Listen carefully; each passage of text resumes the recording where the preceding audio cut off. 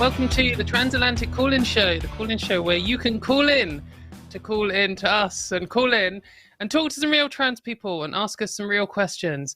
If you would like to ask a question that you have always wanted to ask a trans person, but you've left it too long because now everyone in the world knows what a trans person is, now is your chance. You can call us. We won't be offended. We won't be upset. Just say whatever nonsense you have in your mind, and then we'll laugh at you after the show between ourselves. This week, you can talk to me, Katy Montgomerie, who only finished eating dinner 3 minutes ago, and the amazing... Well, I'm technically still student Dr. Ben, but only for 19 days. 19 more days of student Dr. Ben, and then he will no longer exist in this dimension. And I'm very excited. I cannot wait until Ben doesn't exist anymore. But for now, we have to tolerate Ben, and he is on this show. But yeah, Ben, it sounds like you're getting quite close. You're kind of sick of the grind. How's your week been? So I'm not really doing much right now. I mean, I'm on a radiology rotation where I show up like once a week, and I'm not really doing anything. Actually, so on my one day this week, I show up, we got like 3 scans that we read, we talked to another doctor about some stuff, and then like he had me go on Amazon to look for a toy for his daughter, and then we went to the post office to mail a wedding card, and then we ate lunch, and he's like, all right, you can go home. And I was like, okay, this is a fun day. Well, at least I'm learning a lot. Yeah. Well, it's kind of like, I guess it's a little bit got that end of school vibe where you're in the last school year and it's coming up to the summer holidays and the teachers don't really care anymore. And you've just got to as long as you live to the end, you're going to get through it. So pretty much. Yeah, we're almost there. How have you been? That's cool. My real work has been pretty mental recently. Just working with people in 6 different time zones, and there's been a deadline, and that means absolute chaos all the time. So I'm feeling a bit flustered. It's been pretty chaotic today. But yeah, surviving. And then of course the war against trans people's existence is always continuously ramping up. So that's always worse every day. So that's quite fun.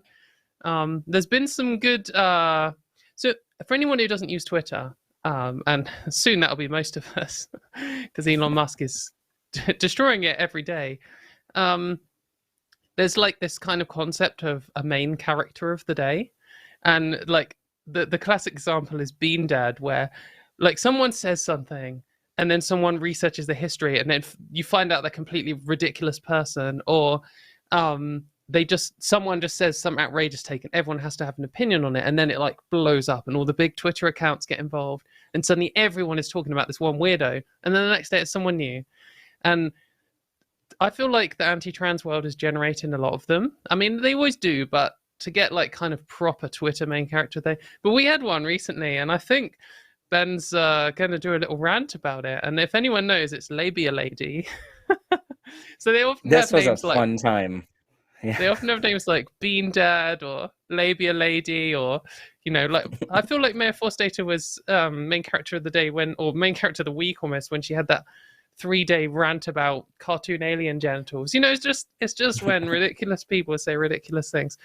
So I think that's going to be our poll question this week, which we will get onto in a second. But just before we do, in case you've not watched this show before, if you would like to participate, you can call in below. I think we might still have space for maybe one more caller. You can call in free. The link's in the description. There's now someone on the line. But you can call in. Sometimes people drop out. At the end of calls, there's space. You might still be able to get in. If not, you can call it early next week. Our lines fill up so fast, so fast. And also, if you'd like to participate, you can obviously talk in the live chat. And if you would like to get on the screen, you could super chat us $5 or more, and we will read out your super chat. And we like to have a little friendly competition between the hosts every week. So you need to send in #Team Katy so that I get 25 votes. And Ben lost last time we were together. And the punishment was... Ben, do you want to tell him? I have to eat this lemon, the whole thing, peel and all. And I plan on eating it like an apple. I'm not going to cut it. I'm just going to bite into the thing because I commit to the bit. We're gonna do it, and if I die, we die, and that's how we go But out. you have to watch the whole show to see that. So see Yes. Ben die from like eating a lemon, and maybe you can make us do something ridiculous next time. And I think we've got a punishment lined up for this time. Yeah, Which I is really want this one to happen. So you all need to be Team Ben this week because I had an idea because Katie and I both play music on the instruments, and I've played woodwind and brass instruments for forever, but my favorite is the saxophone. And so if Katie loses, she has to get a saxophone for a day and play something. Do we have to play a song? Is there something in particular we have to I'll try learn to a play? song. I'll learn a song. I'll play some music from Pokemon. That can be my goal. Okay, Katie will learn a song from Pokemon on the saxophone, and then if I lose, I will have to get a guitar for a day, and I have to learn a song on the guitar, which is funny because I have attempted to learn the guitar in the past, but my hands are very small, so it's a very difficult time for me. So it'll be funny. So I think so basically, if you want to see that, if you want to see me play a saxophone, you need to vote #Team Dr. Ben. And if we get 25 votes total and Ben wins, then I have to do that. And if I win, Ben has to do it. But if we get 50 votes total, which, it's not impossible, we both have to do it. So it's up to you guys. But anyway, yeah, let's move on to the polls. So we asked a question last week, which was, if fascists show up to support your political rally, should you rethink your entire life? And we had 87% of people saying yes and 13% saying no. So I think, I guess rethink your entire life. Maybe you don't really need to rethink about like what your favorite sandwich is. But like, I feel like it's a political rally and your politics are like, yeah, this is my political views. And then the people who are like, we want to enforce a autocratic, like fascist state where women and LGBT people aren't free to do anything. And this speaks to us. This rally you're holding here is a key part in our progress to achieving our goal. Maybe you're not on the right track. I don't know. It's never happened to me before, but it's happened to a lot of gender critical people recently in lots of different cities around the world. But yeah, I don't know. Ben, what would you do if you turned up to a pro mayonnaise rally and it was full of flipping Hitler enthusiasts? Yeah, I think, and we talked more in detail about this last week, but kind of the whole argument I gave was if that ever happened, I would definitely think about why they showed up, like what makes our views align, and then also if I really do not accept their presence there, which many of the gender criticals have said, well, but we didn't invite them, we didn't want them here, but then they made no effort to get rid of them. They didn't kick them out of the event, they didn't publicly denounce them, they didn't do anything to suggest that they weren't wanted there.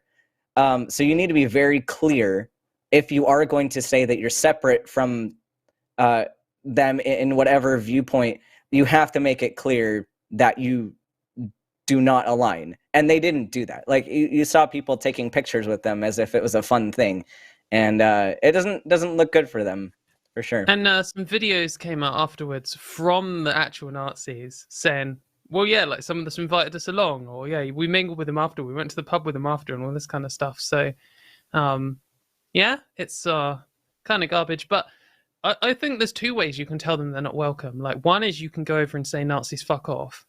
But the other way you can do it is by like being like, my rally is about the equality for LGBT people. And they'll be like, oh, I don't want to be anywhere near this. Or you could be like, the thing is, the gender criticals might be like, we're women's rights. And, Nazis don't like women's rights. And it's because when you say women's rights, you're not fighting for women's rights. You're not fighting for bodily autonomy. If you said to the Nazis, this is a protest in favor of abortion rights, they would have all protested against you because they hate women's rights. They hate abortion rights. They hate bodily autonomy. But you say, we're all here to support women's rights. And they're like, oh yeah, we're like literally the inventors of dog whistles. We know what's going on here. We know what your dog whistle means. We're here to support women's rights too, and that's, you know, they agree with you. So, but anyway, I think you've got a rant stored up. So let's look at this week's question. Would you like to read it out? All right. So this one was it comes across as a very intense poll, and I think there was a lot of misunderstanding about it. But I like that we're getting some engagement, and I hope that we can clear this up as we talk about it. But the question is, should mutilated in question marks or in quotation marks anatomy be normalized? Yes or no? And I know a lot of people were confused and thinking that this was related to circumcision and FGM, and it's not. I mean, yeah, that can, like, I get that where the discussion seems to overlap. This is directly referencing the Vagina Police on Twitter, who I actually, I got a DM from her, because basically what had happened was there's this art exhibit that has a bunch of different vulvas on it of all different, you know, all different people. There's some cis people, some trans people, and the whole point is that anatomy is not standard, and that everyone's different, and it's okay to not all look the same, and you shouldn't shame people for having a different body than you. Like, it's a very anti-body shaming art piece. And so what this lady did, she decided that we should not normalize vulvas that don't look normal, which, how do you even define that? Yeah. But she decided that she knew which vulvas were normal, which ones weren't. And she took a picture and she circled in red the ones she thought were not mutilated, and then said the ones that she said looked mutilated should not be normalized. And that calls into question things too. Like, if you're going to define somebody that has had a surgery or anything as being mutilated, like I posted saying, then should we not normalize combat veteran amputees because their body is mutilated? And she sent me a whole DM, and this was a weird thing. But a bunch of people called her out on this, and I know, Katie, you had some particular thoughts about this as well. I can go into the rest of my rant as you talk more. Okay.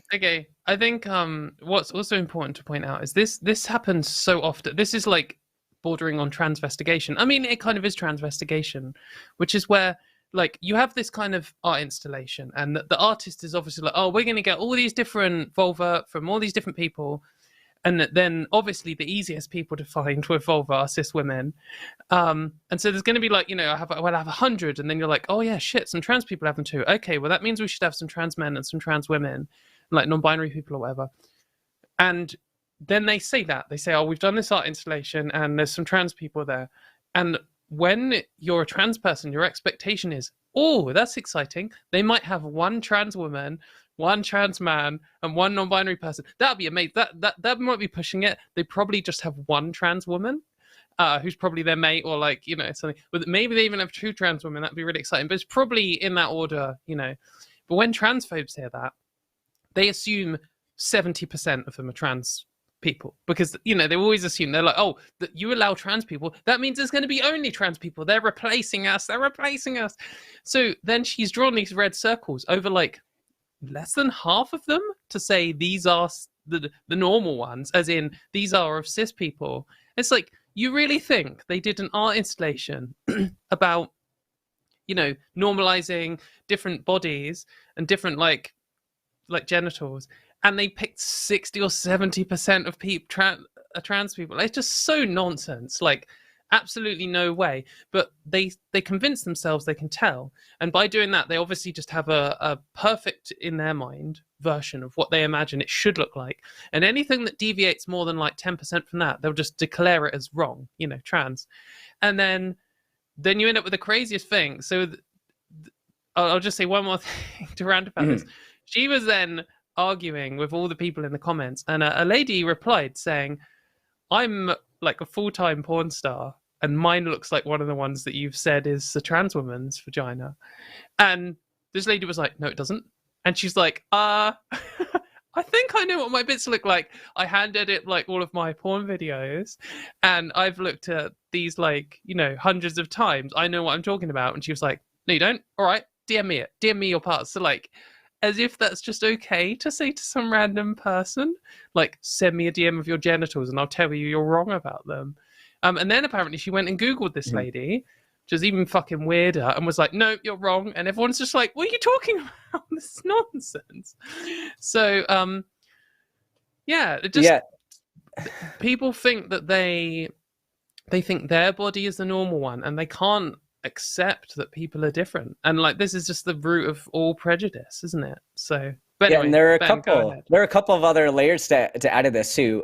So there's one comment that she made like on this whole thread about educating people about differences in bodies, and like she goes on this argument saying that, well, doctors need to know which ones are mutilated and which ones aren't so that they can provide proper care. It's like, no, I can tell, like, if someone has had trauma, like, it's pretty easy to tell if someone has had trauma, and I can make my decision based on that. But like, if someone has older trauma, and like, let's say somebody had a baby and they had an episiotomy or something where they need some reconstructive surgery after childbirth, like, if they need to have that surgery right now, yeah, I'd be able to tell that there was trauma and what we should do about it. If it's older trauma that's been fixed already, I don't need to do anything about it. Like, there's no reason for me to like obsess over whether or not you've had a surgery on it, as long as you're happy and you're having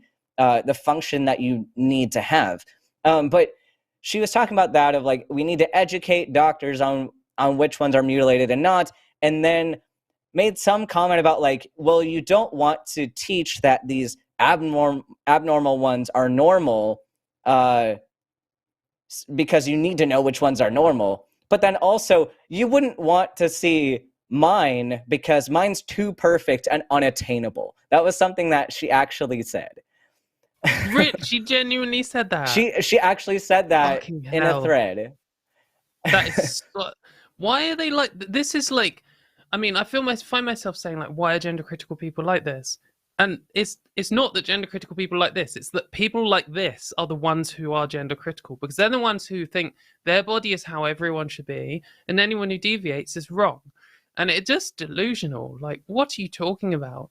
I think that there is a good point to be made here. Not that she's making a good point or has even done a good job of making the point that she was trying to make, but obviously I think it is important to be aware of things like FGM, which is horrific, and we shouldn't teach that FGM is normal in that, I mean, this is where normal is just such a crappy word. People should know that it is wrong. People should know that it's not a desirable thing to have, and that if someone is doing it to you, has done it to you, is trying to do it to you, then they have, done something horrific to you, and you should, there should be ways for you to ask for help. Someone is trying to do FGM on me or my child, and or it's been done to me in the past, and I don't know why I'm suffering, and I have, because for lots of people, this is normal. There are some places and cultures and belief systems where it's the done thing. And it's so disgusting it's disgusting that it's ever done, but it's, overwhelming that it's kind of like normalized in that sense. So that point, like, and that's what you could read from the question. And the same with intersex genital mutilation, like, should that be normalized? Absolutely not.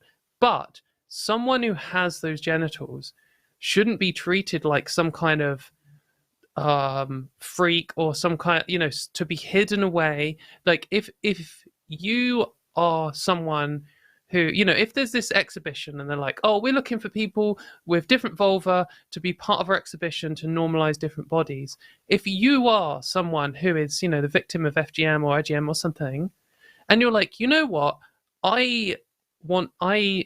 you've dealt with your history. I couldn't possibly put myself in their position, but you might potentially could say, I want people to know that this is what it's like, and people are different. I think it's reasonable to include them in our arts installation, to say there are people like this, and they've survived the trauma. They're survivors of this.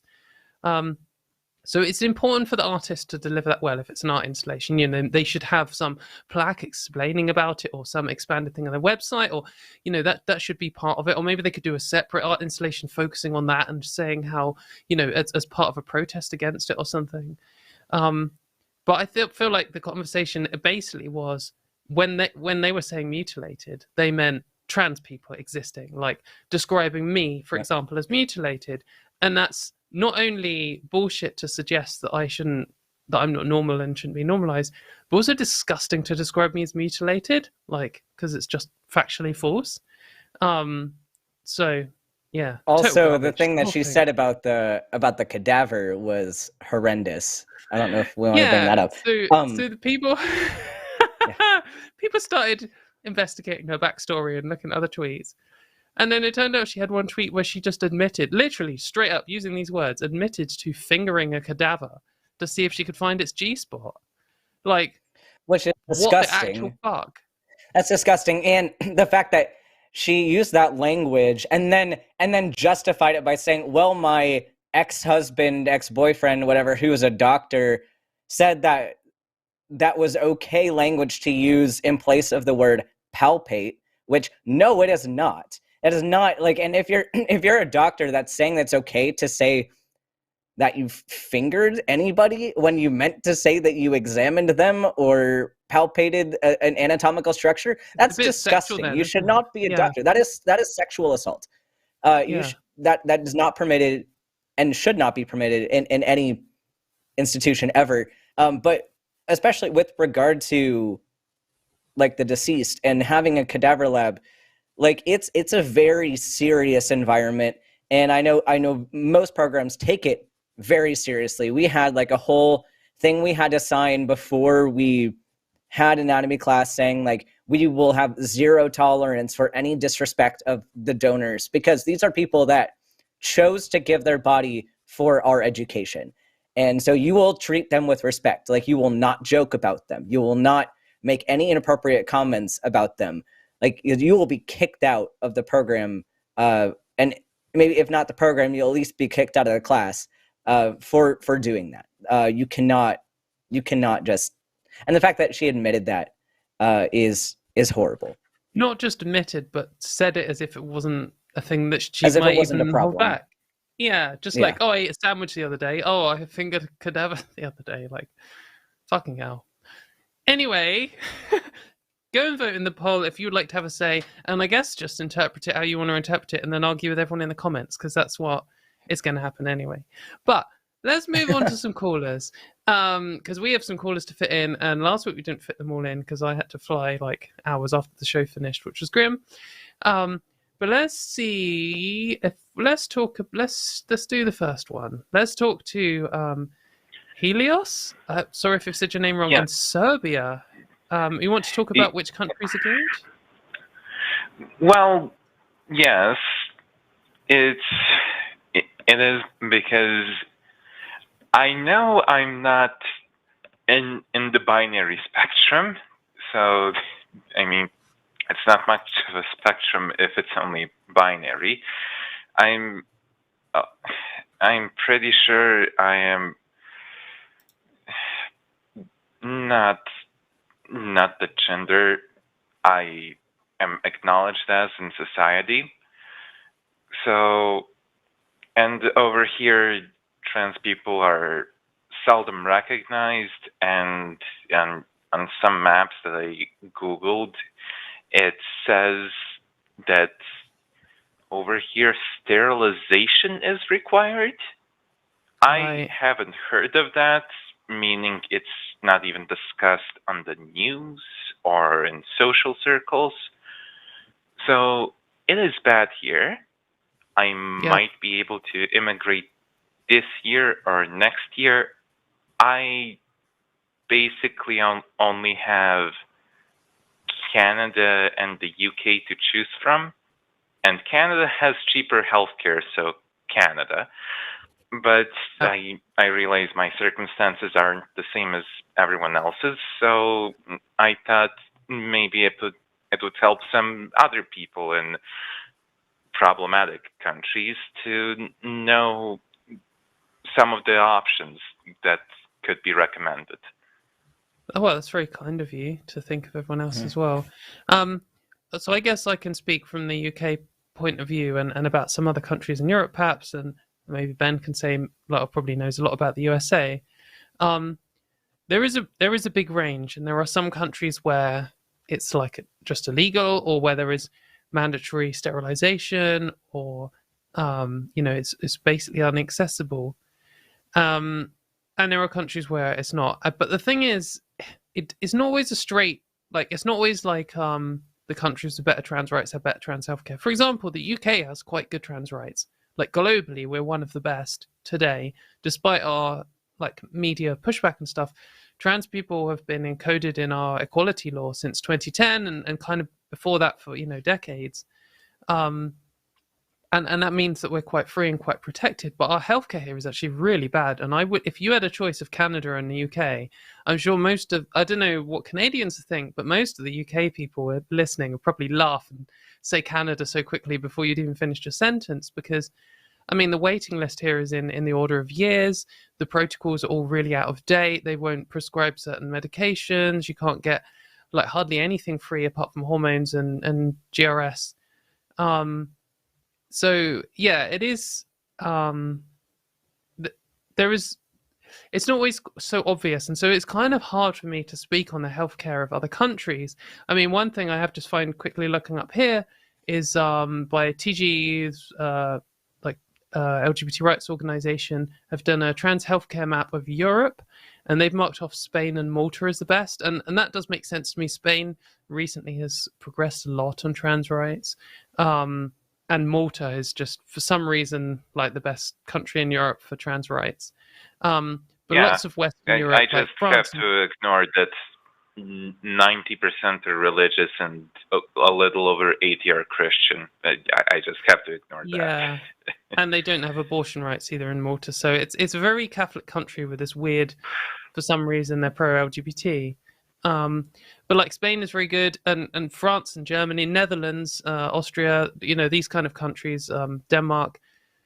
Strangely, the Scandinavian countries aren't very good. The Nordic countries, like not in comparison to say Netherlands or Denmark. I mean, Denmark is Nordic and Scandinavian, but Sweden and Finland and stuff. But that's probably the best I could say. Like, can't be authoritative. I can say Canada is pretty good. Canada's definitely better than the UK, and so is Australia. I mean, for example, as a trans woman, I take progesterone as well as estrogen, and the UK just does not prescribe progesterone. They made a decision on that in the 90s, and they've looked at no more research. They're not going to update it. They don't care about you at all. And that's it. Whereas in Australia, it's just standard. They just give it to everyone by default, and you would have to make your own decision not to go on it. So it is interesting seeing the differences. But Ben, I know you've New got Zealand. As many. New Zealand's another really good one. Even better than Australia in a lot of ways. The US is very hit or miss because it's all state by state, and it's constantly changing. So states like Washington are better. Oregon, California, Colorado is doing really well. Minnesota is starting to do really well. New Mexico. So those places, while the US is kind of terrible about it in general, and we don't have free healthcare really for anything, but at least the one good thing is that if you can afford HRT, you will be able to get it. If you're in one of the states that allows it, you can get it, and you can get it via telehealth, so you don't even have to go into a doctor's office to get it. So there are some pros and cons there. I know Canada has some issues with the amount of doctors they have, especially right now. I constantly get messages from Canadians saying, hey, can you come practice in Canada, because we don't have primary care doctors. And it's incredible the amount of messages I get about that. So the access in Canada might be you might have the full rights to get everything, but finding a doctor might be very difficult in Canada. So that's something you're going to have to be aware of, that there might be a wait. Whereas the US, their policies kind of suck which is definitely a deterrent. But if you have the money, God, that get cat care, is you adorable. can get. I am so sorry, So. Ben. That cat is too adorable. I just now see it because I have something like Poppy. a 20-second delay. I really love my cats, and it's really nice to see other people love them about as much as I do. Aw. Yeah, she's got a good life here. She's got free healthcare because I pay for it. All the healthcare she can eat. But yeah, I definitely get the vibe. Like, there's such pros and cons because in the UK, theoretically, you can get everything like free. I mean, you can get everything free if you're in sort of the right category of person. But lots of people will pay very little for it. But you will have to wait years and years and years. Whereas in the US, you can almost like, as an adult, you can walk into some places, make an informed consent decision, and like walk out with the medicine. So there's a huge range, and it really is dependent on country because countries, like, there is a standard protocol, and advice from international experts. But countries just don't give a fuck about trans people. They don't care about looking good to other countries. No one's really flexing on it. So they're happy to just totally ignore the international advice. And it's usually such a small field that, like, if you get one wacko in charge, they can just throw the entire country's healthcare off. And I mean, that's just happened in Finland, where they've just the idiot in charge is gender critical and doesn't like trans people, and then that's the end of it. And similar is what happened in Canada for like nearly 30 years. They had, someone who hates trans people just in charge of all the trans healthcare for the whole country, and there was only one clinic, and so it was just like impossible. And I would have said it's probably worse than the UK is today, in a lot of ways, in the fact that they were like doing conversion therapy on children and stuff. And now it's better than the UK because they've changed it out. The activists did a big push and they got some good doctors in and they've changed the protocols. So this kind of thing can change, and I do expect it to change in the UK probably over the next decade. But we're still moving a little bit backwards here. So yeah, as someone who's never been to Canada, I recommend Canada. Can't be worse than the UK, right? As a programmer, I can say there are no smart programmers. Yeah. There's more programmers in Canada, did you say? Well, yeah, how should I say this? I mainly picked between the UK and Canada because I have some other health conditions that act up on heat. And it's bad enough here that I'm not even that close to the Mediterranean Sea or heat waves. I don't know how bad it would be in, for example, Malta. Literally Malta's inside very hot. the Mediterranean. Yeah. Yeah, so very hot country. Not Malta, not Australia, nothing. Iceland is another one. They're quite cold and they're generally quite progressive. I don't know about the healthcare, to be honest. I'd have to look it up. See, I would have picked Iceland. The problem there, it's a low population, very strong wind, and I like to eat food, and they have kind of restricted imports. So I slowly go mad. Well, the benefit of being in Canada is you can get free healthcare and it's cold, which isn't a benefit for me. But if you ever want just like some kind of no rules, wacky bullshit, want to like buy a gun and fire it into the air, or you want to eat some like endangered animal, just hop over the borders to the USA. Yeah. I will. If I ever need something quickly, I'll just pop over the border and get back to Canada. You can be a drug smuggler and import estrogen in large quantities from an informed consent state into... That's not a recommendation, that is a joke. Do not arrest me at the border. But yeah, well, I'm sorry that I can't give you more authoritative information. It is something I should look up, and I'm sure there is someone who has kept track of it globally. But maybe that is something we should organize as a community.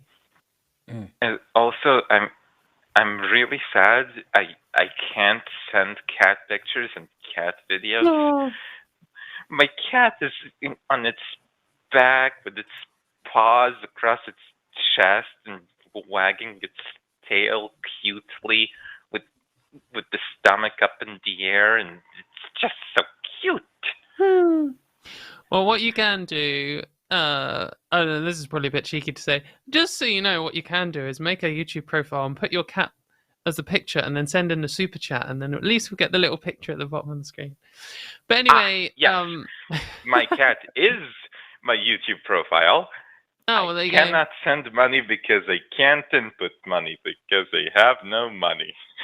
Oh, well, don't feel pressured. Never do. But anyway, thanks for your call. It was a good discussion. I wish you luck with moving to Canada or somewhere else horrible and cold and wet and whatever else you like.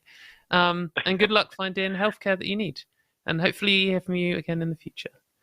Thanks. Bye. Ben, do you have a preference for the next caller? I mean, I won't be much help on the UK one, but pretty much any of the other calls I'm down for. Well, go on, pick one that's not UK, and we'll do the UK one after. Okay. Let's try talking to William in Arkansas. You want to talk about pronouns? What's your question? Hello? Hello. Can you hear me? Yeah, Okay, I cool. can hear you. Okay, so I identify as gender fluid, so I genuinely do not have preferred pronouns because I will respond equally to all of them. And the thing about that is that normally when someone says I don't have preferred pronouns, they're being a dick. And Right. I'm trying to kind of get it to where, how would I approach that and say, I really don't have preferred pronouns without sounding like I'm being an asshole, essentially? Well, I kind of think you just did it. Like, I mean, you said to us, like, I'm gender fluid and I'm happy with any pronouns. And, instantly I was kind of like, okay, fair enough. Okay, fine. Like, that's cool. I think if sometimes, I guess you might be in a situation where it's like a drop-down list or you fill in a form or something, and maybe you're a bit worried that you might come across. But I think there's a difference between like scribbling out the box or writing adult human male, adult human female, or in no or something. And if you write like any/all or like the pronouns we have for you displayed below are he/any, I think there's no like transphobic knobhead who's going to write he/any. I think. Fair enough. Well, I don't know, Ben. What do you think? You never know. Some people might. Yeah, I know. Yeah, I know. Like, this is still restricting from not including the neopronouns, but I do know some people that will use like he, she, they, and it's kind of harder to do for drop-downs because it's 3 instead of 2. But I mean, that's another option if you're more comfortable using that. But yeah, I think any of these options are appropriate, and I honestly don't feel weird about anyone coming up and saying, I'm fine with any pronouns, as long as, like, I think, like Katie was saying, there's kind of a way to tell when somebody's trolling about it and when someone's being genuine about it. And I think it's pretty clear from the way you started the conversation that you're being genuine, and I wouldn't be worried about you. And I think as well, if someone's like, oh yeah, any pronouns, like, any pronouns, then just take them to that. Yeah, be like, okay, well, I'll call you he first, and then I'll try she, and then I'll try that, and it'll wind them up. But with you, you'll just be like, oh yeah, okay, and then I'll be like, oh okay, William's not a dickhead. That was easy. But I do think that I might be inclined if someone said any to me, and maybe this is, I don't know, and maybe an interesting discussion point. But if someone said I'm any pronouns to me, I probably would say they. But that might be how I'm default to. But then maybe some people would automatically choose to say he or she depending on how they felt or whatever. So perhaps you would get. Yeah, I would. Most people. I would see me as a he. So yeah. I would try to use all of them throughout the conversation, because I know many people, like, it's hard to get used to, but I know many people like like in that experience, like to have multiple of their pronouns used during a single conversation. So I try to make an effort about that. It's not always easy to make it happen, but I think it'd be great if we normalize that a bit more. So I try to do that. Okay. Thank you. I guess I would say just for this show, like our format is we have, I don't know if you can see the screen, we have the name and then we have the little brackets of the pronouns and then the place. And if you said, oh yeah, my pronouns are he/she, and then it was like person's name, he, she, like, it kind of looks like a slur. So maybe, maybe I can see that. she/he. Mm-hmm. But any/all. Yeah, and I think that, you know, people can worry, and that the reason people, I think it's fair to worry, because trans people get such a ridiculous amount of abuse. You don't even want to accidentally look like you might be an abusive shithead, because people are, you know, some people are a bit sort of hair trigger about this, that, you know, you get so much abuse, and the first kind of whiff that someone might be a prick, you're like, well, I'm not going to deal with it. I'm just going to block them. I'm just going to leave. And if you're ready to just, I think if you're already thinking about it, then you're probably fine. You know, even people who are on a hair trigger are still looking out and trying to be reasonable. And if someone does, if you say, oh yeah, my pronouns are any pronouns, and someone's like, oh, I can't be bothered, and they just block you, well, I mean, that's kind of their problem, isn't it? I mean, you've done your best. You're not being an op-ed.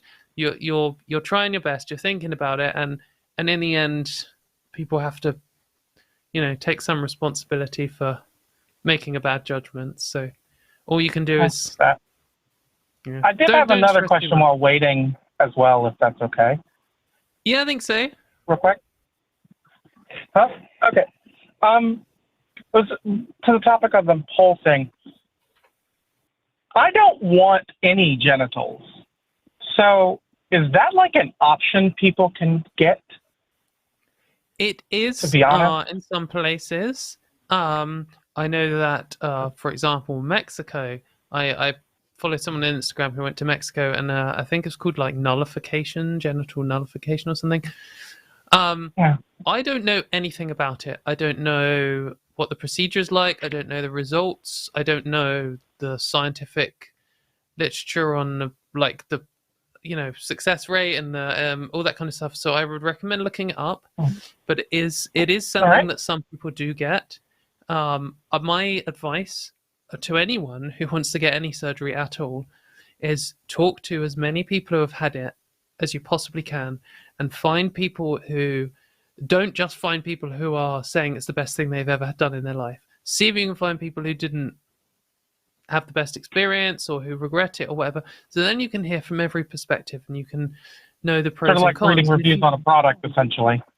Yeah, like exactly. When you go on Amazon, you always read a 5-star review and a 1-star review, and then see and you think, oh, the person who wrote the 1-star review is an idiot, or, you know, they bought it from a cheap place, and then it might make you, you know, think more about it. But I think with you know, I could very confidently talk about trans women genital surgeries, but I don't know enough to really comment. But also, just in case anyone else is interested, you can also have both. It's possible to do PPV, vaginoplasty, and still have, and there's there's a lot of work being done on this particular area. And speaking of people who have both, there's actually somebody recently shared a study that they were part of, and this is a trans woman who's a radiologist as part of this project, looking at radiology, like basically trans-informed radiology, and how certain structures might not be abnormal when you're reading a scan. Yeah. And so it's funny because in the study they show a picture of somebody who has both. Specifically, they had a trans man who was post-op but decided to keep female anatomy as well, or just didn't have another surgery yet on that. And a bunch of people are saying, is this somebody who's intersex? And they're saying, no, this is a trans man who happens to have both sets of anatomy, and this could be a normal finding and might not be a cause for concern in radiology. So there's a lot of work being done to kind of normalize this conversation over non-binary bodies. And I think with nullification surgery, there's definitely some questions that I, as an almost physician, would have, namely related to complications and infection risk and things like that. But you can definitely get more of that information from the surgeons that perform that. And I would definitely read some studies regarding that, really get a hang of what you're going to expect afterwards. I know it's probably difficult to think of long-term complications at this point because it's a very new procedure, but keep that in mind as well, because it's such a new procedure. You might want to wait a little bit, let it develop more as a field before you commit to doing it. But even beyond that, I did want to point out finances in general. Yeah, and I also did want to point out that there's some fun developments even beyond surgery with regard to non-binary medical transition, even with hormones. I think I've talked on this show before about SERMs and selective estrogen receptor modulators that can, like, they're an agonist on certain estrogen receptors and an antagonist on others. So it can like stimulate fat redistribution without impacting breast growth, which is an option out there now for people. It's a medication used for osteoporosis more often. And the reason they use them is so that you can promote bone growth without stimulating breast cancer, which is a concern with a lot of estrogen-related drugs. So there's a lot in development for non-binary transition, and I hope that I will have some more data as it goes along. But there is hope for you. I think that there will be some good options, maybe not right at this moment, but I think they're coming. Well, thank you. I appreciate that. Mainly, like I said, I don't want genitals at this point. I wouldn't mind the fat redistribution thing without the breast growth. My mom has breast cancer, or has had breast cancer, I should say, and so I feel like I am at a higher risk potentially on that. So that probably is, especially estrogen-fed breast cancer specifically. So that is something I probably would have to be conscious of. But yeah, also, like, I'm asexual. That's kind of why I don't want the genitals at all, because I have really no need for them at all. Yeah, my biggest concern is urinary complications with something like nullification. Like, how are they managing that, and what, like, because I mean, probably the biggest concern would be like a fistula or something, or a stricture. Like, how do you make these structures functional? But yeah, I mean, there's definitely a lot to look into on that. So yeah. Anyway, good luck with it, and thanks for the questions. It's interesting. But yeah, anyway, thank you, William. Thanks for calling.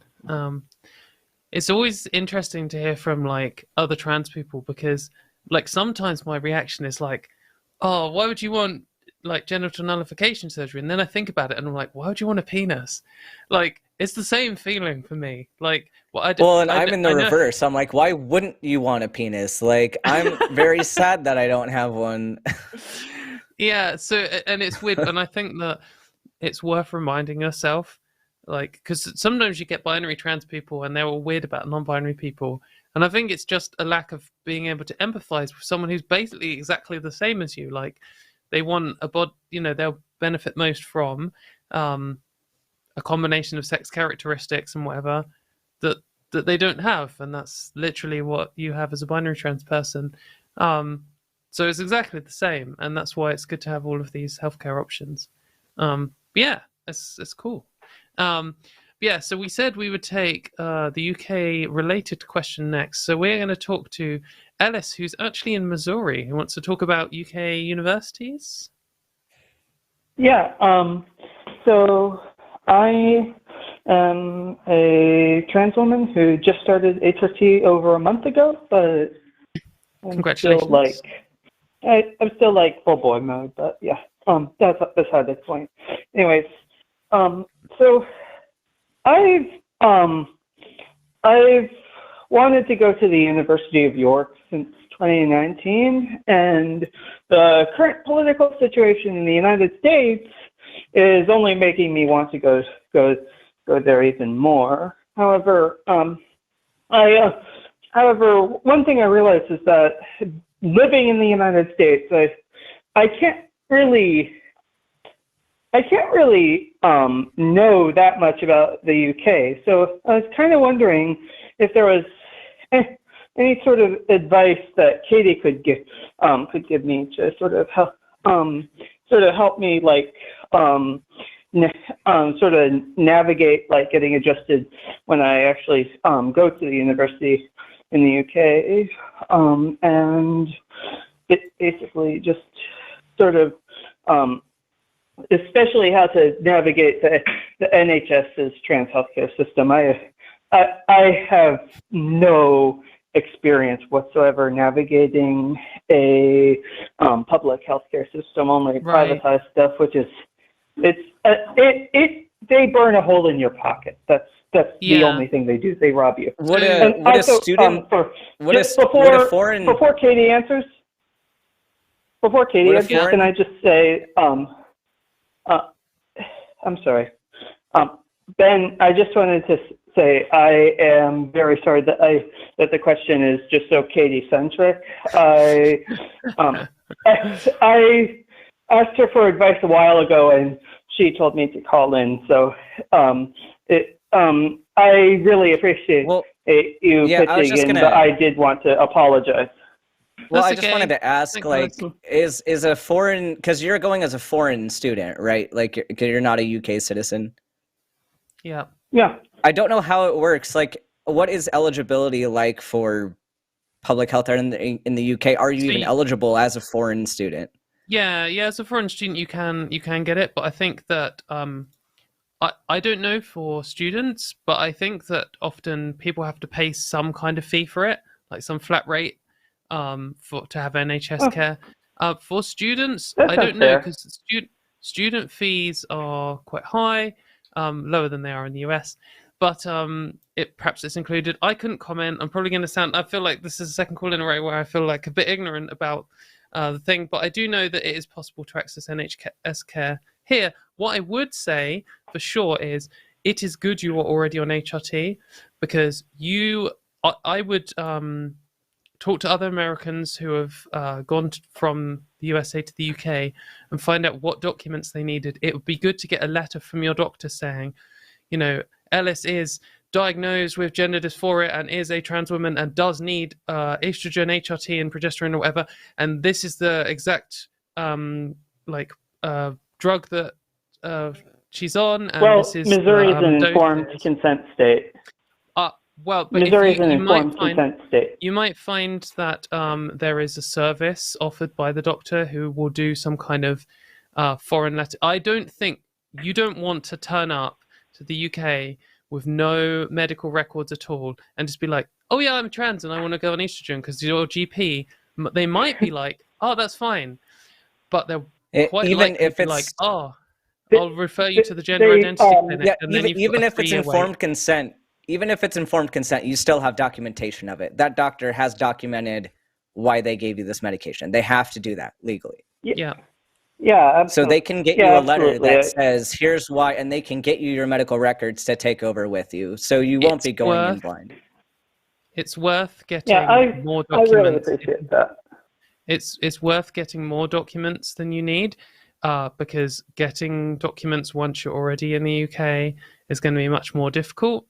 If you're worried, like, oh, do I really need like this full detail? Like if the doctor's like, oh, I can give you 1 page or I can give you 10 pages, just get more, pay a little bit more if you have to, because there will be some GPs here who are looking for an excuse to not give you healthcare, and the more letters and pieces of paper and recommendations all over the place. Yeah, I don't know how much you heard about the quote unquote whistleblower in St. Louis, but I have a lot of suspicions about like sort of my own doctor because of her. So I know how that feels. Yeah. So definitely. I did talk about that on Turf Wars a couple of episodes ago, if anyone's interested. So just on the university thing, I think most cities in the UK that have a university will be good for trans people. That's Certainly true of Scotland and England and Wales. Maybe less informed about Northern Ireland. They do have different laws and they don't have the Equality Act there. But generally, most of the UK is going to be quite good, and the cities are generally better. University towns are generally better because students are, generally better than old people. No offense, old people. I think that if you wanted to be sure of finding other LGBT people and having a good scene and stuff, bigger cities are just going to be better. It is quite different, the cities here to the UK. Like, cities are very close. If you moved to one city and you thought it was bullshit, you might just be able to take the train to the nearest one every weekend and go out and meet people. So it's not so bad. Yeah. But I would pick somewhere like, if someone said, give me a recommendation for the most trans-friendly places in the UK, I would say Edinburgh, London, Brighton, Bristol, Manchester, Liverpool, probably those ones. Birmingham, maybe. I am planning on going to York, but I really appreciate your recommendations, because those will make very good backup options in case I don't like York. Well, York's a nice town, and it's a good university. And a fun fact about York for everyone out there: York has the highest ratio of ducks to students of any university in the country. So there's a lot of good duck activity there for anyone. If you're a duck and you want to go to university, York is the one. I love dinosaurs. Good stuff. I guess they're related to ducks. So, I think actually, ducks are a type of dinosaur, because Dinosauria are divided into avian dinosaurs, which is just birds, and non-avian dinosaurs, which is the ones that went extinct. So so birds are dinosaurs. So that's why I said I love dinosaurs. Oh, well, good. It's a good place to go for that then. So you should enjoy that. I think on my advice on navigating a public healthcare versus private, I've been to some places where I've done private healthcare, and at least in my personal experience, and maybe Ben can comment on this as well, when I went to private healthcare, they were like, here are all the things I want to sell you. And I was like, okay, because in public healthcare, I'm used to them only giving you things when you really need it. So I had a chest infection, and I go into the UK, and I'm like, what do I need? And they listen. They're like, maybe come back in 3 days, and if it's not gone away, we'll give you antibiotics. And that's what happens every time. Like, I have asthma, it happens. In Singapore, I went in at the first stage knowing that, I'll have to come back in 3 days and they'll give me antibiotics. And they were like, we need to give you a nebulizer, and we need to give you a new asthma inhaler and a steroid preventer, and we'll have to give you antibiotics and also painkillers and a phlegm thing. I was like, okay, if it's that bad, I need it all. And then I paid for it all, and I was like, I don't need any of this.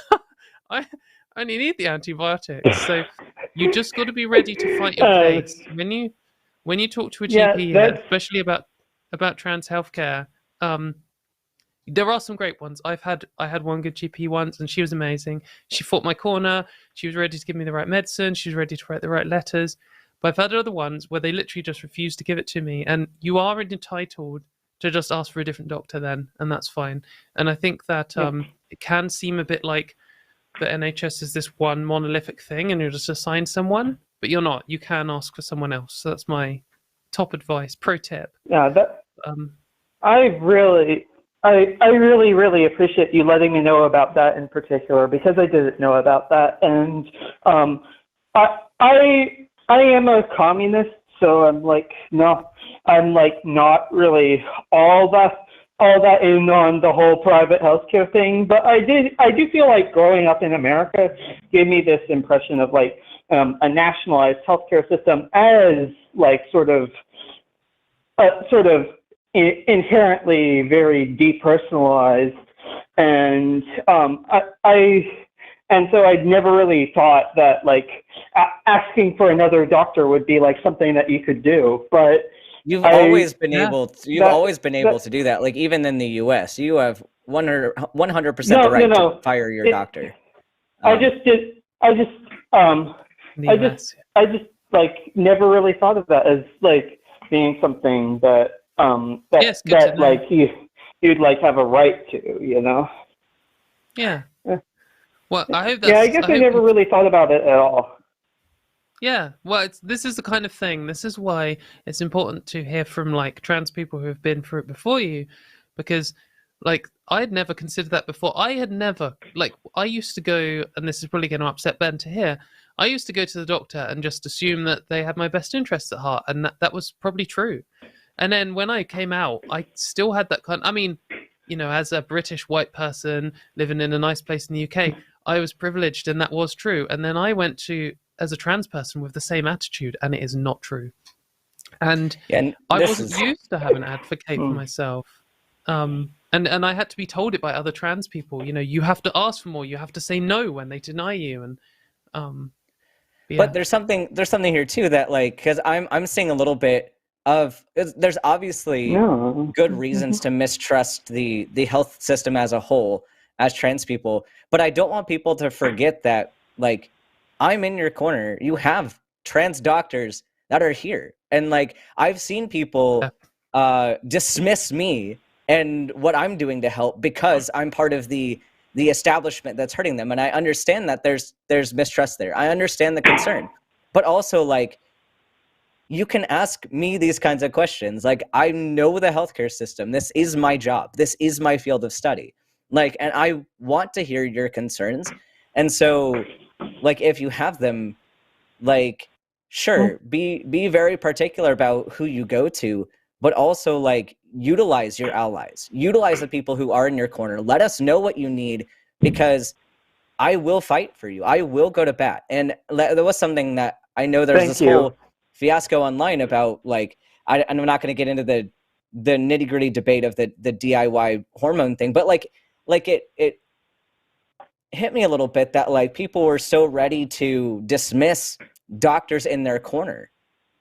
It's like you can't alienate this part of the community that are trying to help, but also like let us help.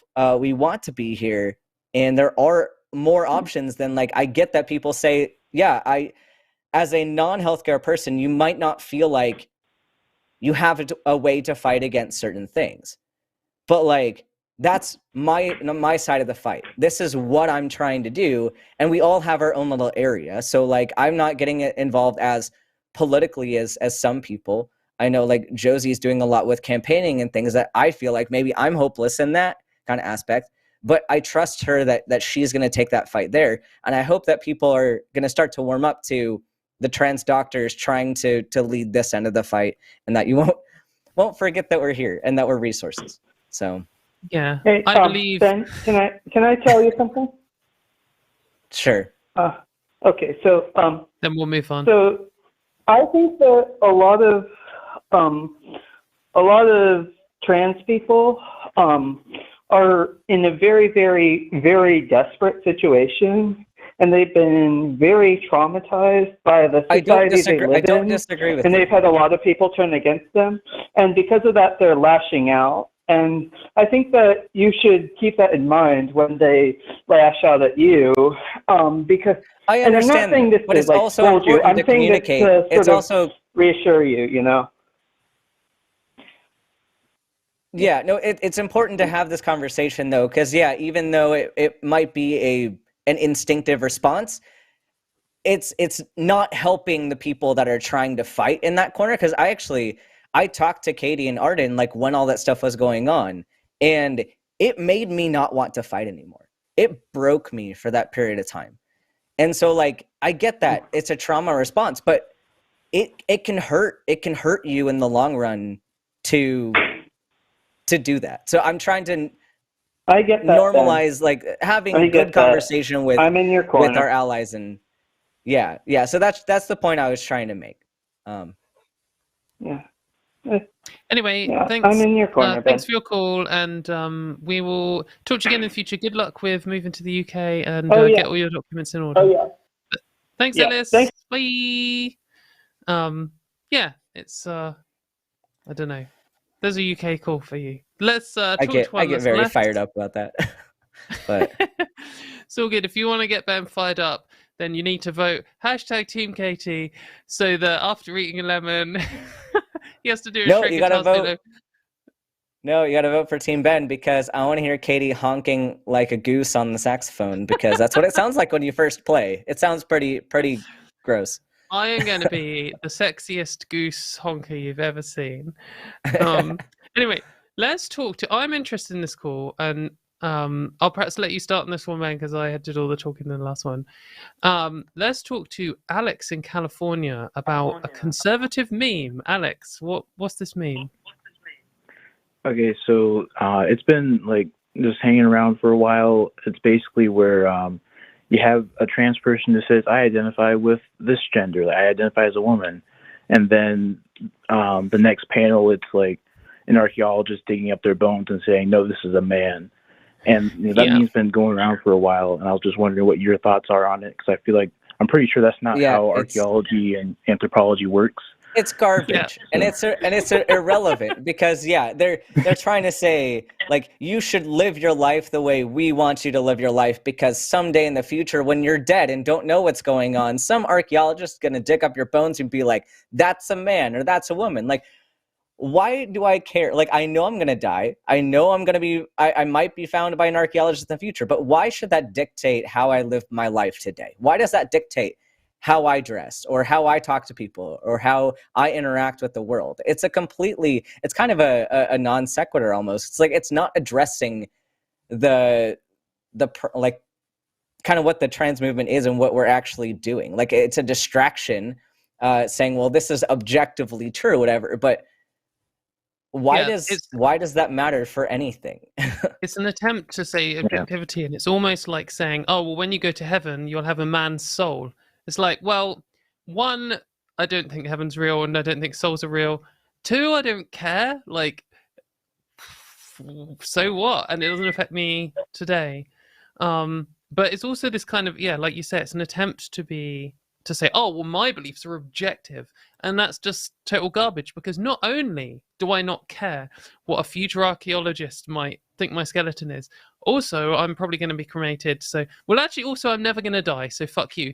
But if I do die, then I'm going to be cremated. And you won't be able to dig up my skeleton anyway. But also, it's just false. Like, archaeologists don't have this like 100% binary sexing success rate. Like, constantly, they're doing things like looking at the clothes that people are buried with, or the jewelry. They're looking at, the way in which they're buried, and like maybe writings that they're buried with. They also, there's been examples before where they've said, oh, well, we thought this warrior buried here was a man. And now we've examined in further detail, we actually think because of a document or because of notes in another crypt nearby or something, we actually think it's a woman. Then like that just wouldn't happen if we had this like perfect archaeology record. But even on top of all of that, let's just say in the future, archaeologists just get really fucking good at identifying sexing bones or whatever. It's not a binary, and trans people, like, hormones affect your bone shape and your bone growth. If you transition before puberty, for example, a trans woman, one of the things that they always say is, oh, you can't, pelvises don't lie or whatever, and male and female pelvises are sexually dimorphic. But if you're a trans girl who transitioned before male puberty, or even just after male puberty but quite early, and you go to switch to estrogen, your pelvis will rotate and, widen as part of HRT. So then you're going to end up with either a pelvis that looks like a cis woman's pelvis, or one that's could be either way in between the two. And then they're going to have to guess based on other things, like what jewelry you were buried with, or what the notes around you said, or probably more likely, and I think this is probably more likely for my future, is when they dig me up, they'll be like, oh, this is Katy Montgomerie's grave, who has a Wikipedia page, because she was the first queen of Europe. Like, it's with when we're doing archaeology on like fucking ancient people from 3,000 years ago, it's because we don't have any records of them, and we're like, wow, we found this crypt, and like we've got no information. Like, I mean, maybe the whole world's going to collapse and the internet will disappear or whatever, but I mean, when are they digging me up? Who's digging me up? Like, what's the situation? I don't know. There's just so much wrong with it. It's just such a fucking stupid. It's one of these things where the more you dig, like even as I'm talking, I'm thinking of more things. Like it doesn't make any sense. But I think Ben's point. Sorry, Ben, I've done all the talking again. You can take over. But Ben's first point was it doesn't matter. It doesn't affect my life today. What my future skeleton is does not determine whether I deserve protection from misogyny or whether I deserve healthcare or whether you should like not be allowed to find where I live and come and, you know, attack me or something. Like totally irrelevant. Fuck off. Who cares? But yeah, Ben, do you have any more to add? There's so much more. Yeah. But yeah, it's just this concept that we see frequently among the GCs and with these memes is the use of the word objective for things that are an estimation. Like your pelvic girdle size is like when they say this is a woman or this is a man, that is an estimation of what is likely the scenario. It is not objective in that this is the only truth that it could be. It's an estimation. It's a guess. It's a hypothesis. And it's an educated hypothesis in that like it is more likely that this could have been the case. Yeah. Strong correlation that this could be true. But to use the objective to say that this is therefore the only possibility or this is what actually happened and you all are like lying and you all don't know what you're talking about, it's a dishonest argument. And I did see this recently as well with the concept of lung volumes, because somebody was trying to say that you need your birth certificate to tell if you're male or female, so you know what volume to give from a ventilator. I was like, no doctor looks at your birth certificate to determine that.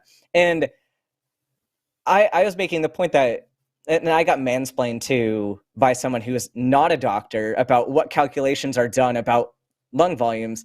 And like, in all honesty, the calculation is an estimate. Like the biggest correlating factor for lung volume is size. And sure, with estrogen, you get more flexibility in your rib cage. So you might be able to accommodate some more tidal volume if you have estrogen. But you're not going to find that out purely based on a birth certificate. Your hospital does not have records of your birth certificate.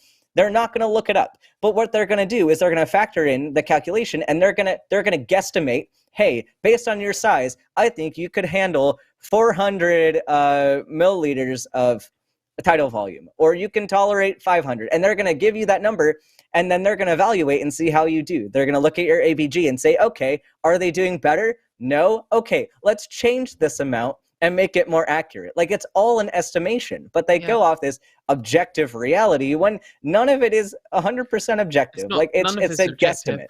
And it's one of these, like, it's another one of these things where they pretend, like, the way they're framing it is as if they just care about you. Like, Katie, you have an F on your birth certificate means that if you're ever taken in and you need a lung pumpy thing that you're talking about, then they might give you the wrong one. Like, mate, I am 6 foot tall.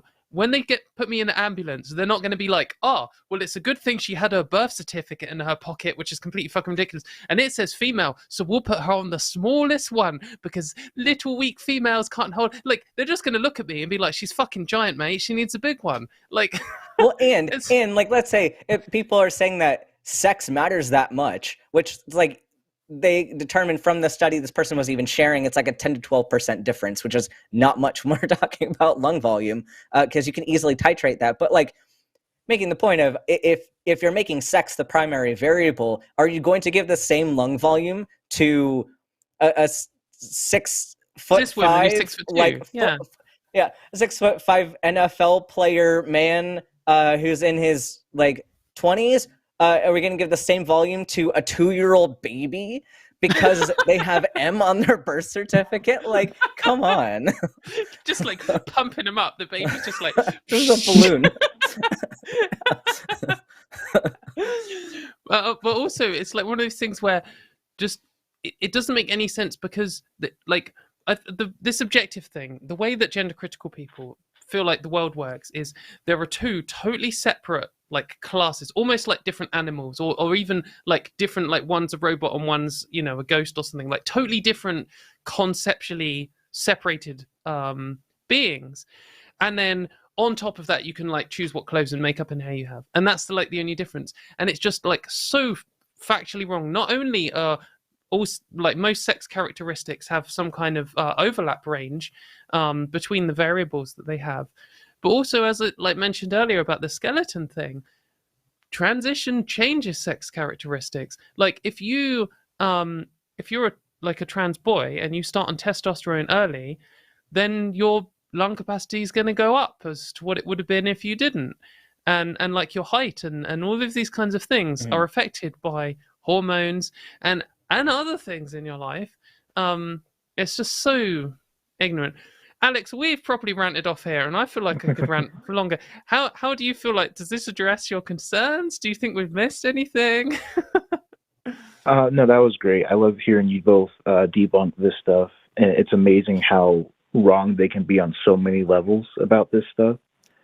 Yeah, that's all I had to say, really. Yeah, you're totally right about how wrong they can be. Like, it's one of these things, like, it's easier to, it takes 1 second to tell a lie and then 5 hours to debunk it kind of thing. But, like, some of their things, sometimes I thought, like, I'm going to write an article debunking this. And then, like, after 3 hours, I'm like, I have got so much more to write, and I need to bring in some studies, and, like, I haven't even attempted to address, like, the main issue with it yet. And I'm like, oh, mate, this article is going to be, like, 5,000 words long. I can't be bothered. And it's, like, some stupid picture or something. Like, does anyone really want to read this? I don't know, but often there are layers of stupid. Like, you can often dismiss it. Like, the number one point for the skeleton thing is, a future archaeologist's opinion of my skeleton does not affect which human rights I need today. That's just dismissed. The whole point's rubbish. But then the layers, you just keep going, and, like, you don't know how biology works. You don't know how archaeology works. You don't know how human rights work. You don't know how transition works. And yeah, I think you can't just be ignorant to be transphobic. You need to be, like, ignorant squared. But yeah, anyway, thanks for your call, Alex. It was a good one. I feel animated after ranting off about that. All right. Yeah. Sorry to ruin your trans caller streak with the cis, but disgusting. And one last thing. Who's producing today? Is it Jimmy or Arden? It's Arden. It's Arden. Oh, cool. Hello. Best producer. Yes, that's correct. Pass on the message, Arden, to Jimmy to say go fuck yourself. Anyway, thanks, Alex. Bye. Okay. So, gosh, we've still got loads of callers queued up. We can take some more callers. I think we can fit at least one more in. How many more do you want to take? Well, let's do one and see what happens. A couple of these I don't know if we want to take. But we can get through a few more. Do you have I'm not doing anything today, but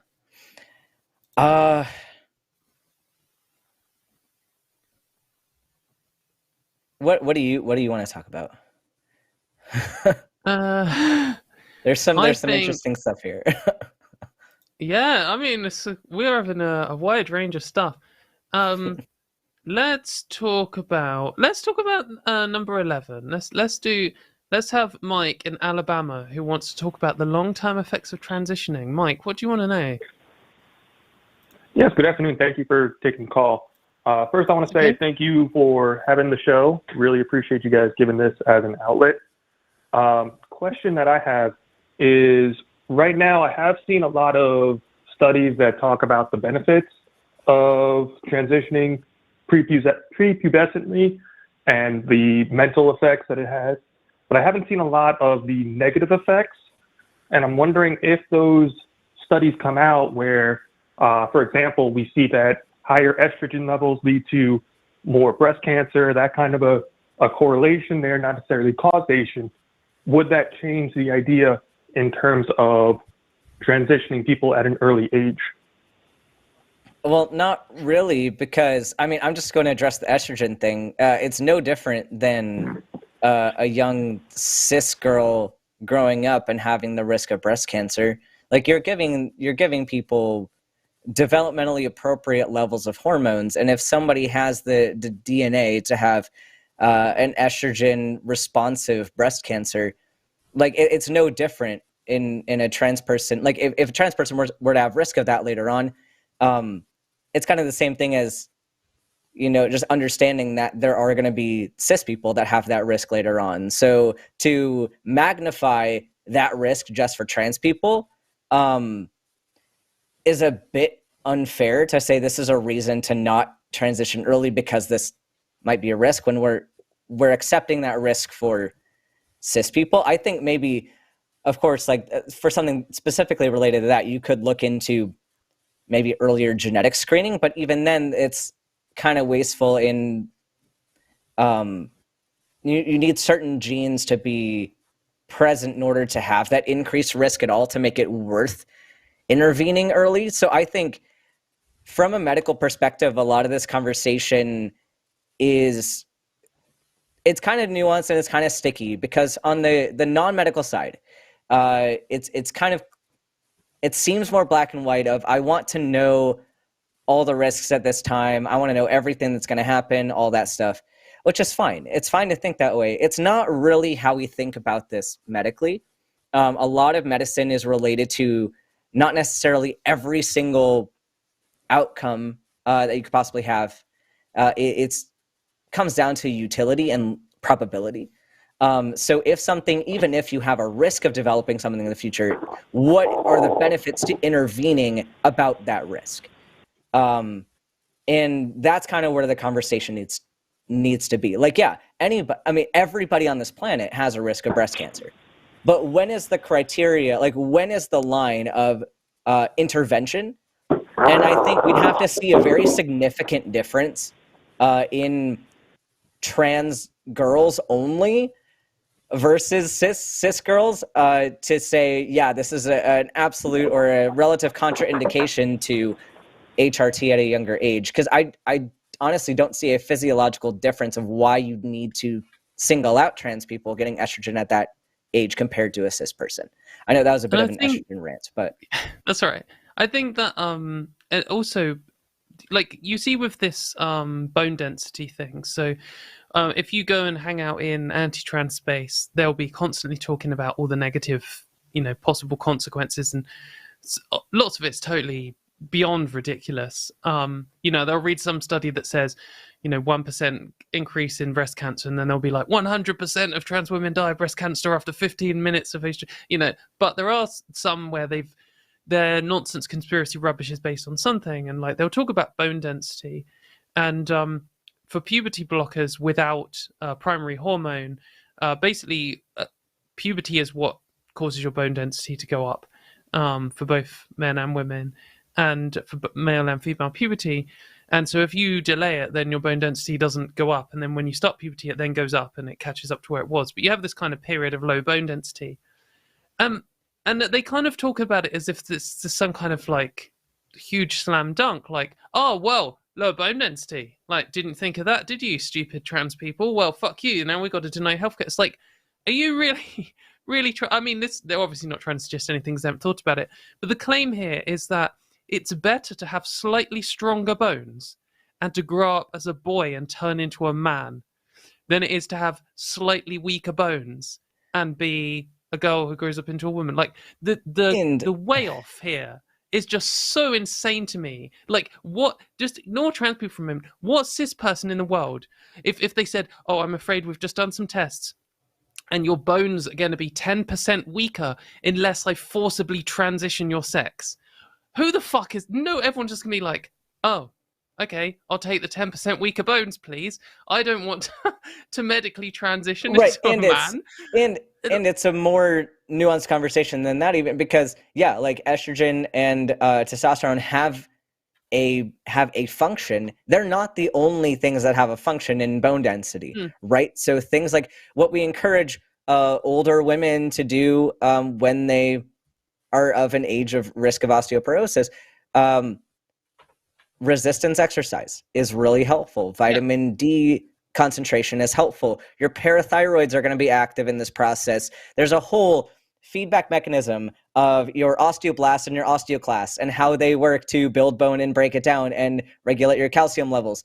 Kidney function is big in this. So it's one factor that they magnify into this big deal, when if you take all of this into consideration, it's not as big of a deal. And if you ask any of these people about puberty blockers specifically, which back when Arden debated about puberty blockers, I gave her a lot of her medical information. So what the argument is with the puberty blocker, if they bring that up, you can ask them what duration of puberty blocker, like how long were they on it? When did they start HRT? If they did at all, did they detransition? What was the process? Because all of that matters, because there's a certain time frame that it is shown to be okay. And it's generally seen as a 2-year period. You can be on this puberty blocker before you need to add age-appropriate HRT, or you need to be off the puberty blocker. So once you're past that 2-year point, that's when you need to say, do I want to go forward with transition or do I not? But that's the whole point of the puberty blockers, to give you that time.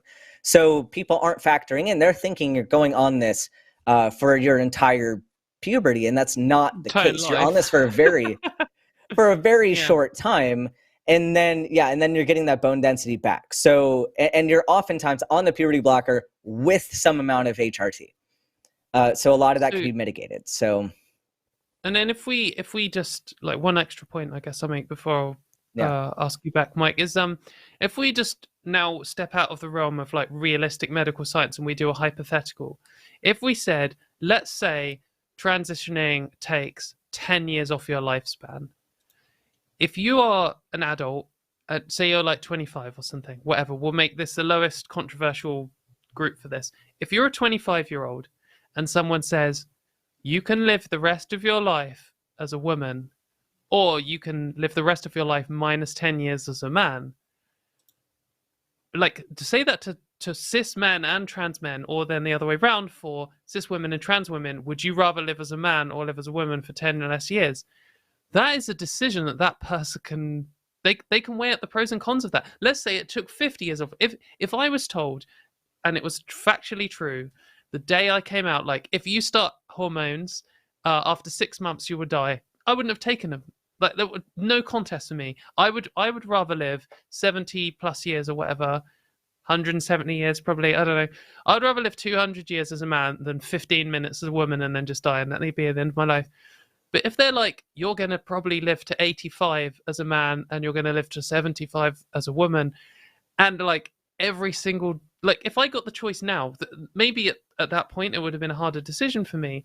But if I got the choice now to like live 5 years longer, but I had to transition back to a man now, I wouldn't do it. Like, no chance. Not even a contest. And there probably is a line for me. And if we think of something else, maybe like some other extreme, like, you know, I will go deaf if I don't transition or something. There are all these different, we can come up with some ridiculous hypothetical, and there are lines. But all of these are so extreme that they don't remotely represent the actual things on the table, which is like, you might have to take the fact that you might have weaker bones into account and therefore take precautions, or you might find that your risk of blood clot goes up by 0.5%. So if you go on long flights, you need to stand up twice as often. Like, this is the line, and it's so like, the way off for me was trivial. Basically, I am a hypochondriac, and I worry about all the side effects. And when I opened my little package for I think it was cyberterone, or how you say it, it's one of the estrogen blockers, and one of the like 1 in a million side effects was the like tissue between your skin and your muscles can detach and your whole skin goes loose. I was like, I'm gonna get it, my skin's gonna fall off. Didn't.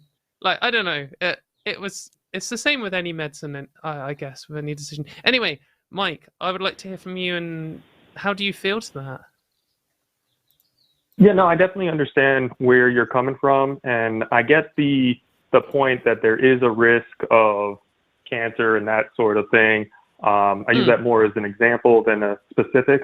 I guess my question is, looking at the way that we see study after study with human development, where the frontal cortex is still developing to the early 20s, do those individuals have the ability to make that informed consent of saying, I would rather transition than lose some years off my life and that kind of a thing? But I definitely see where you're coming from with that. So here's the thing. This argument gets brought up frequently as well, and it's the issue with consent for minors. And the truth is, like, even with trans-related care, the minor isn't technically the one consenting. it's their parents and it's their doctor that get together and they make this decision that's best for the longevity of the child. And oftentimes you're looking at this not as, are you going to be living into your 100s as the gender you were assigned at birth, or are we going to take years off your life and let you transition because you want to? No, the conversation oftentimes, if you're transitioning younger especially, the risk is, are you going to see anything past your 30s, past your 20s? Are you going to see your 40s? Can we get you beyond died by, I don't want to, I know we're going to, with the YouTube algorithm, it's hard to talk about these deep concepts, but No, like I risk of understand. suicide, Yeah, like fuck the algorithm, this just is, say it. you're mitigating possible earlier death for these kids. So Yeah. that's the risk. It's not saying you can just be happy being cis, or we can take some years off your life and you can like try out being trans. Like, no, the kids that are getting these interventions are the ones that need them. These are kids that probably will not make it very far into adulthood without these interventions. And so that's the conversation we need to be having.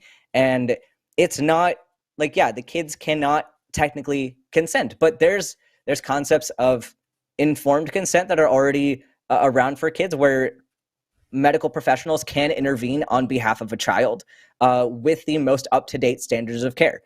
They can provide that even when there's nobody present, like in an emergency case. So this is something that technically wouldn't apply for that kind of implied consent because of the rapid nature of it. But the point is that we're not, like, in no case for minors' healthcare are we relying solely on the minor's wishes. Those should be taken into account, especially if the child is old enough to communicate what they want. That should be a group discussion with the doctor, with the parents, with the child about what the best action is going forward.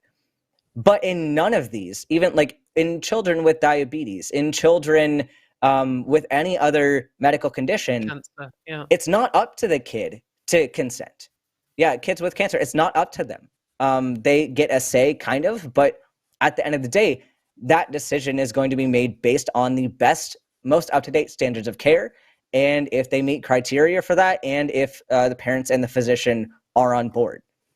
So just on this up to 25, like prefrontal cortex or whatever it is, you know, I hear this a lot, and you hear the anti-trans people will say, oh, that's why we should ban transition until 25. But the thing is, different parts of your brain develop, and like, I don't know what the word is, plasticize? I don't know. They you stop developing at different points. And for example, if we like said handedness for people, oh, well, we can't know if you're right-handed or left-handed until you're 25 and your prefrontal cortex is stopped. Like, for sure, there's less on the line for someone using the wrong pen than there is for someone transitioning when they shouldn't. But I mean, this is a similar concept. You know whether you're right-handed or left-handed when you're like 5 or 4, well, probably younger than that. And it's the same like with sexuality or sexual orientation. You don't only finalize that, know it for sure at 25. Like, most people know that. We know that most people's sexual orientation kind of shows up when they're in their early teens. And we just happen to know for gender identity too that it's a similar kind of age. It's adolescence, which is where that kind of solidifies. And we can see that by seeing that when kids do get to adolescence and they're diagnosed with gender dysphoria, like 99% whatever of them have it for the rest of their life unless they transition. So we can just look at the statistics on that. And sure, I mean, like Ben's saying, it's a conversation with the parent and the child involved and the doctor and stuff. But what we're using to make that decision isn't like, oh, until their brain's developed, it might suddenly flip at the last minute, or they might finally have a realization and an epiphany or whatever. We're saying that, well, 99% of them, if we can diagnose them at this age, they're going to have it for the rest of their life. And what's a sensible decision for this like point in time? So yeah, I mean, I can see the argument, but I think it's one of these things where it kind of just sounds good until you kind of think about it, but different parts of your brain stop at different parts at different times. So yeah, I don't know, but yeah, it was a good call, Mike, and I think I don't know. We might fit another caller in, but either way, we've got to move on. So thanks for calling in, and we hope to hear from you. Yeah, thank you. again. Bye. Ben, do you want to take one last call, or do you want to super chat and I'm lose fine to with me in sex phone? whatever you'd like. Because I mean, if we take one more call, then that means I don't have to eat the lemon yet. But but if we stop, then I have to start eating this lemon. So it's a matter of, I guess we can postpone a little bit and do another call. Okay, because I think this next call isn't probably my speciality, but I'm just going to take it anyway because I think we can just do a short call, and that means I can say sorry to all the other callers on the line that we're not going to be able to take you. Please do call back early next week, and we'll try and fit you in. If you say also, to screen, I was waiting last time, we'll prioritize you.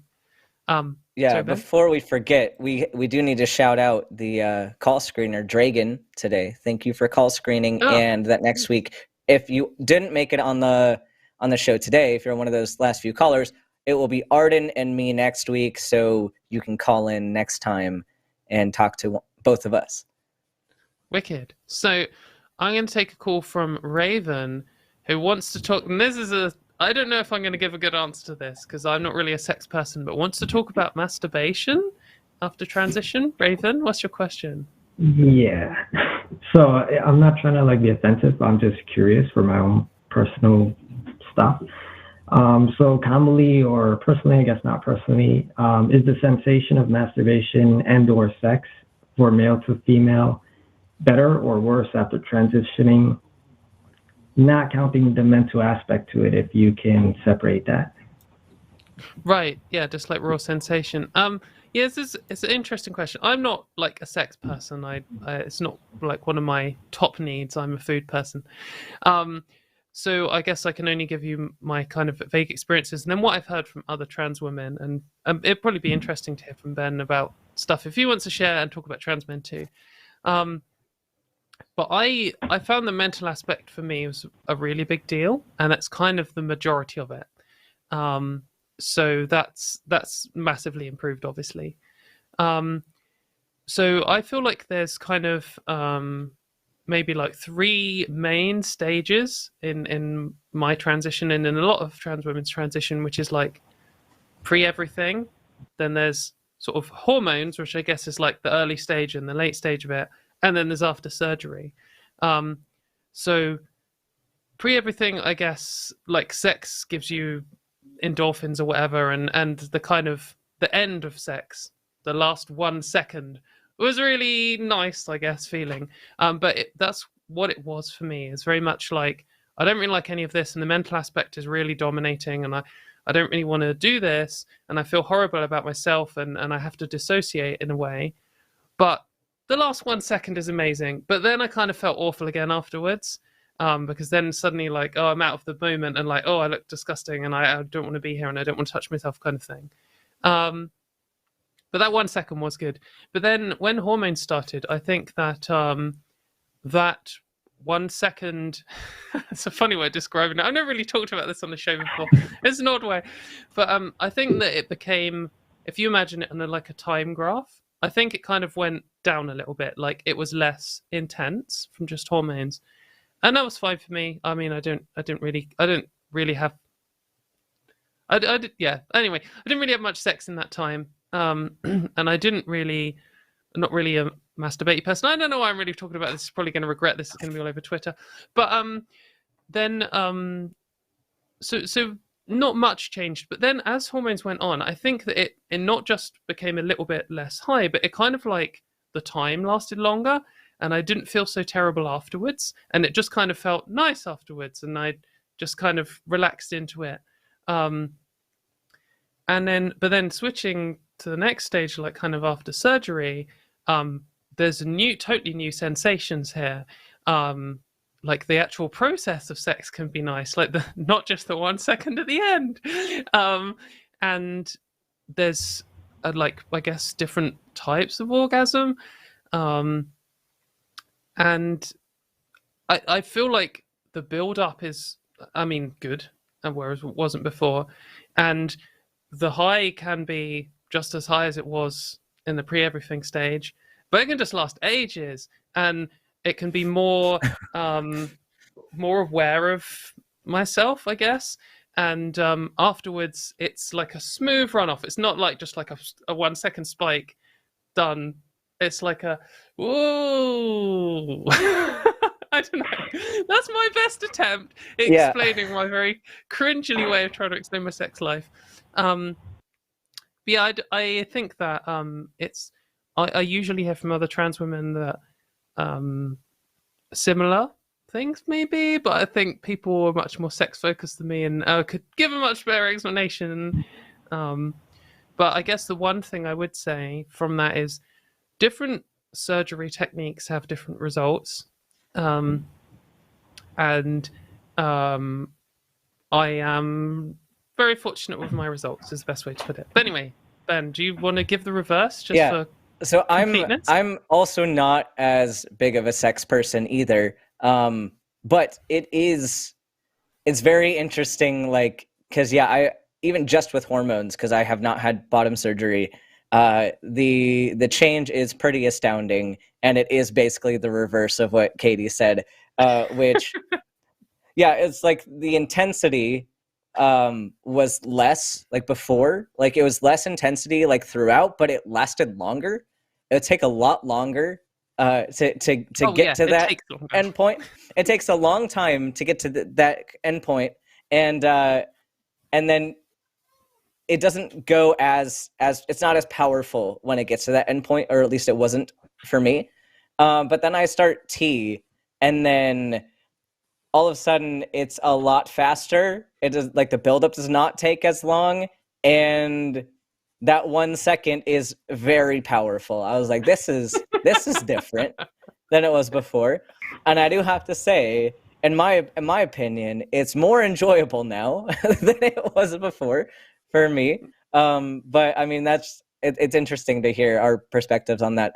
I'm curious to see what'll happen. I do plan on getting bottom surgery in the future. I don't know which procedure I'm going to get and how that's going to go. But I can relay that back in a few years, maybe like in a decade or so, when I get this to happen, and let you know if anything changes. So Raven, call back in 1 decade. I'll still be here. So does that answer your question? Like, I mean, interesting question, I guess. I hope my answer wasn't too cringe. It felt a little cringe saying it, but I just why not? Thanks for thanks for the question. And it might be worth calling in when there's a different pair of callers, because especially if you can get some like sex people, call in when Arden's on the screen rather than behind the desk, and you might get some totally different answers. So true. Yeah. Anyway, thanks, Raven. Thanks for waiting so long. Thank you. Bye.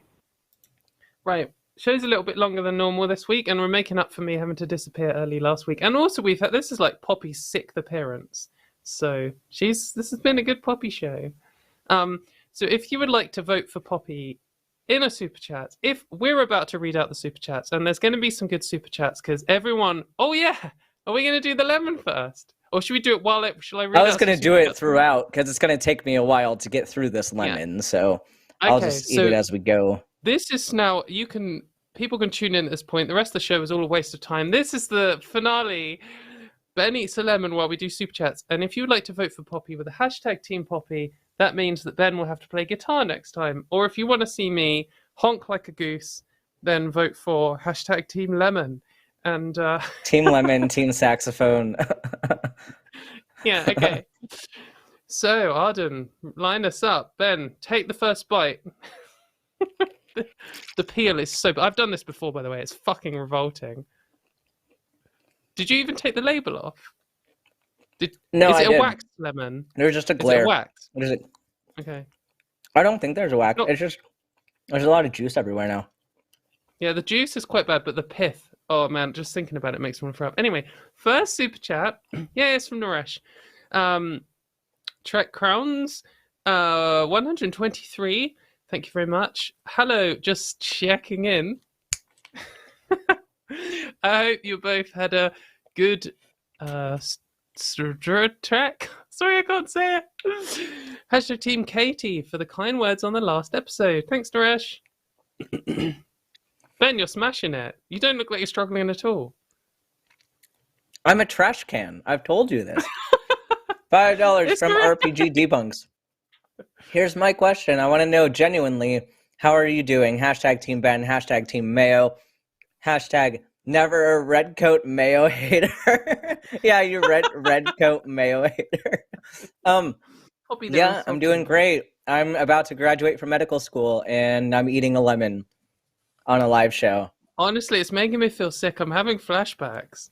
Like the pith and the peel going down your throat is just like, ugh.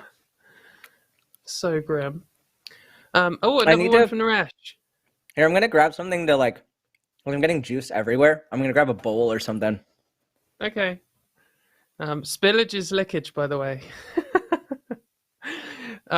That's a British saying at the pub, by the way. 123 Czech crowns from Naresh. I suspect my first super chat will make you answer RPG debunks early. Oh well, unless you get stuck on what Stavrik means.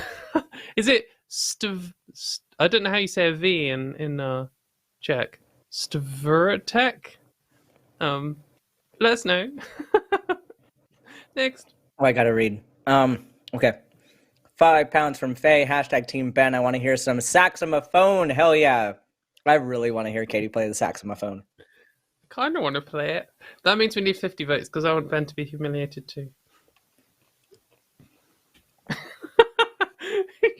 You're like a hamster with it. Like just smashing it. It's not even a challenge.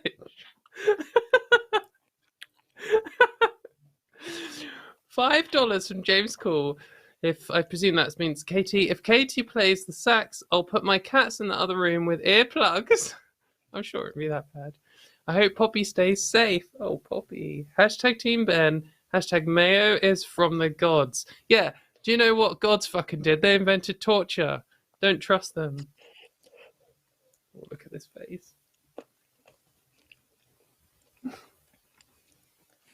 $10 from Gabagool. Trans people and all LGBTQ are better symbols of freedom than bigoted, closed-minded conservatives who are our version of the Taliban. I'm grateful for your existence. Hashtag Team Whoever's behind. No, don't give it to Katy. Yay! I'm eating the lemon. It's going to be your excuse throughout the rest of the show, isn't it? $4.99 from Claire. I play violin. I've got violin too. So I'm hashtag Team Strings today. That's a guitar vote. Katy, what kind of engineer are you? The only best kind, electronic. I love that this is a strings versus winds competition. Because fun fact, I also play brass. So I'll take the whole wind section is my playground. Yeah, I'm definitely a string instrument person. I've got a bass, I've got a guitar, I've got a violin. I've always wanted to get a cello. I started on the clarinet, and then they said you can't play clarinet in jazz band. For some reason, they wouldn't let clarinets in jazz band. So my dad had a trumpet, so I was like, "Fuck you! I'm gonna play the trumpet in jazz band." So I did. And then the next year, I was like, "I'm gonna play the saxophone in jazz band." So then I did, and then I played the trombone, and I played a lot in jazz band.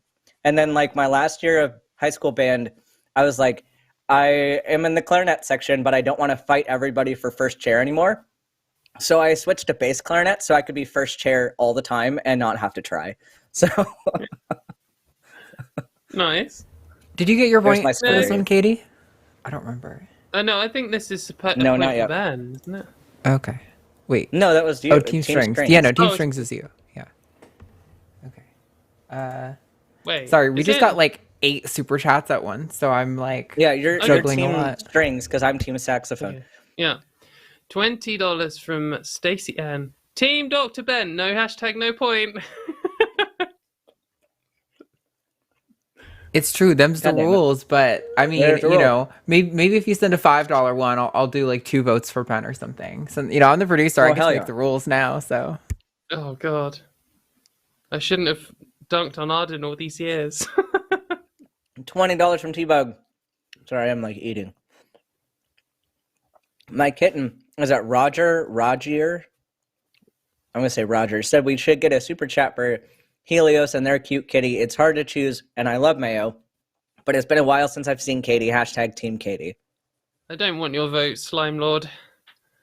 Oh, Slime Lord. What are you eating there, Ben? For the viewers who've just tuned in, 20 Canadian dollars. I'm almost done with it. Literally not a challenge at all. We should have said 10 lemons. How many lemons do you think you could eat? That's too many. I'm impressed. How many That's lemons too many could lemons. you eat? One is Maybe too three. many. Maybe three.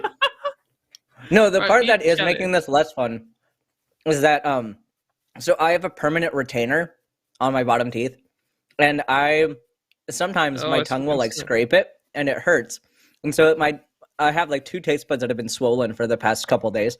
And so that's what hurts right now, but it's not. It's just because of that. It's not because I'm eating a lemon. Poppy fluff. 20 Canadian dollars from Kathleen Moncrief. Hashtag Team Dr. Ben or Dr. Ben Mon after he absorbs an entire lemon. Oh, Benman. Oh, it's a lemon. Yeah. Because I want Katy to play the saxophone. Thank you very much, Kathleen.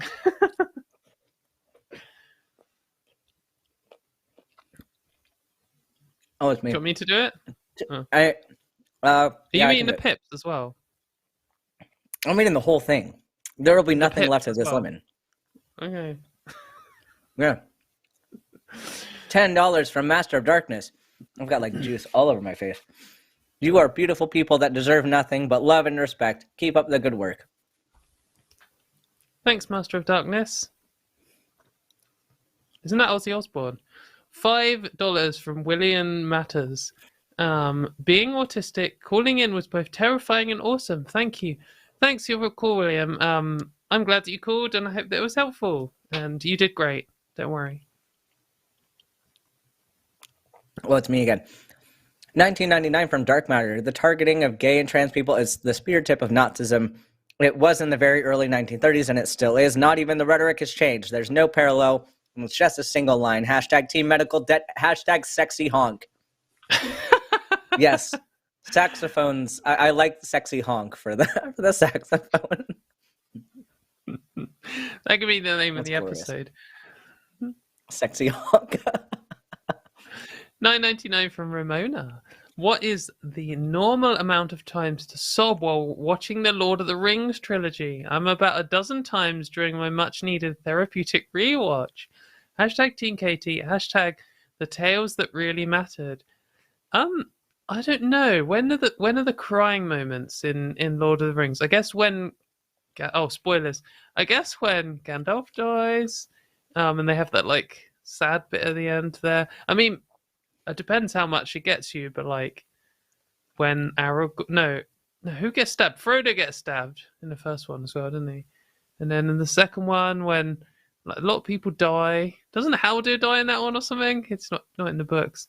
And then in the third one, I guess you've got like the ending's quite sad. The bit where like Sam thinks Frodo doesn't like him anymore. I don't know. I don't think I've cried at Lord of the Rings before. Though the music actually... I have listened to the music, the Hobbiton like Shire music, like that gets me a little nostalgia tear every time I hear it. It's just so good. Howard Shore, absolute genius. Best thing about the whole film is the music. Oh, sorry, I ranted off. It's so good. Next. No, it's so good, and you know why some of the music is so good? I love their use of French horn. It's absolutely amazing. But I also love French horns. £5 from Vala Celine. With apologies to the future Queen of Europe, I need to hear that sax. Hashtag Team Ben. Hell yes. Well, little do you know, but the reason that I become the Queen of Europe is I do a saxophone performance so good that they just abolished democracy and put me in charge. Yeah, everything deserves a sax solo. Like, the correct answer isn't, is there a sax solo in this? It's, why wouldn't there be a sax solo in this? Because everything should have a sax solo. That's just, $5 from Under the Thunder. I really enjoyed talking to both of you about going to uni and navigating the British medical system. Hashtag Team Katy. Thanks for calling in. It's great to hear from you. It's good to have a discussion. I got this much left. Insane. Just chug it without chewing. Like a goose. That's me. $5 from Melissa. Color hair equals main protagonist. GC hate blue hair. Their BKGD background characters, bad guys. Envious of the main cast. # team main cast. # team felines. # damn it Jim. I think that's Katy, right? Team feline? I think that's Katy. Yeah, felines is Katy. So what are you, team rodents? Yeah, team hamster, team pebbles. Yeah, I guess so. But like, I'm the main character of, and I don't have colored hair. So. Anyway, €10 from Andrew Botea. Today I'm team almost Dr. Venus because apparently Katy's planning to become the future Queen of Europe, and this time I can vote against the monarchy. # Arden GFU. Go fuck yourself. Thank you.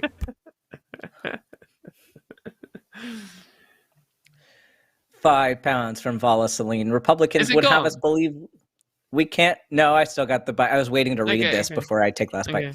Would have us believe we can't know we're trans until 26, but girls are ready for marriage at 16, if not earlier in some cases. # Team Ben. Yeah, their logic is absolutely ridiculous. And also, thank you for the Team Ben. Also, like, but the marriage thing is fucking hell, Ben. No one should vote for this guy anymore because clearly there's something wrong with him. But the argument, like, the wanting child marriage is a good comparison because it's fucking disgusting and it's a lifetime commitment, and it's like pregnancy even more so because not only is it lifetime commitment, but it's a serious, massive strain on your body that permanently affects your body for the rest of your life.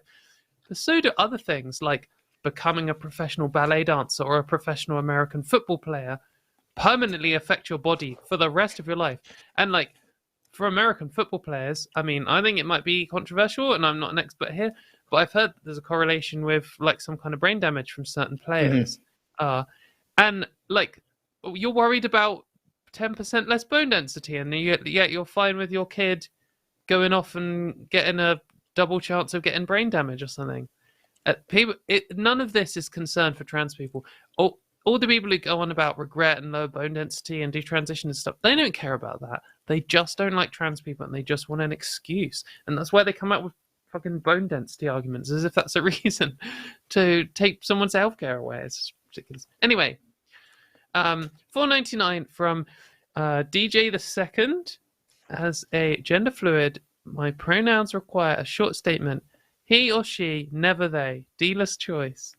Love what you all do here. # Team Katy. Well, that's very clear. I know exactly what you want. So there you go. Man, we're pretty naked. €5 from Jotun's daughter. # Team Lemon because I like citrus. Citrus is pretty good. I don't know how much I like citrus after doing that, but we'll see how. Well, you like it? You said you could eat 2 more. Like, I could tolerate it. Would I like it? Probably not. But I would tolerate it. I tried eating a whole lemon like an apple once, and I got about 3/4 of the way through, and I nearly threw up so many times I had to stop. Obviously, you're stronger than me.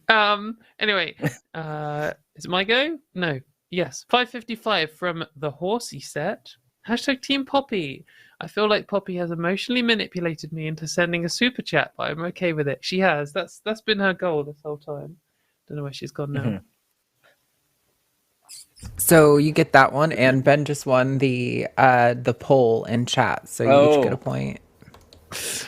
Oh, close. It's getting close. We are so close. Oh man. 50 Swedish krona from Puck Tholander. # Teen Ben, the Lemon King. It's not a team anymore. It's a teen. And I am that means you didn't get the point. The Lemon King. No, I still get the point because there's a hashtag and it says Ben, the Lemon King. That's true. There's no requirement that you spell correctly. I'll let you. Yeah. I'll let you. But also, I am now the Lemon King. Worship your ruler, everybody. I think you have to do that thing from Adventure Time where you scream, "This is unacceptable." Yeah.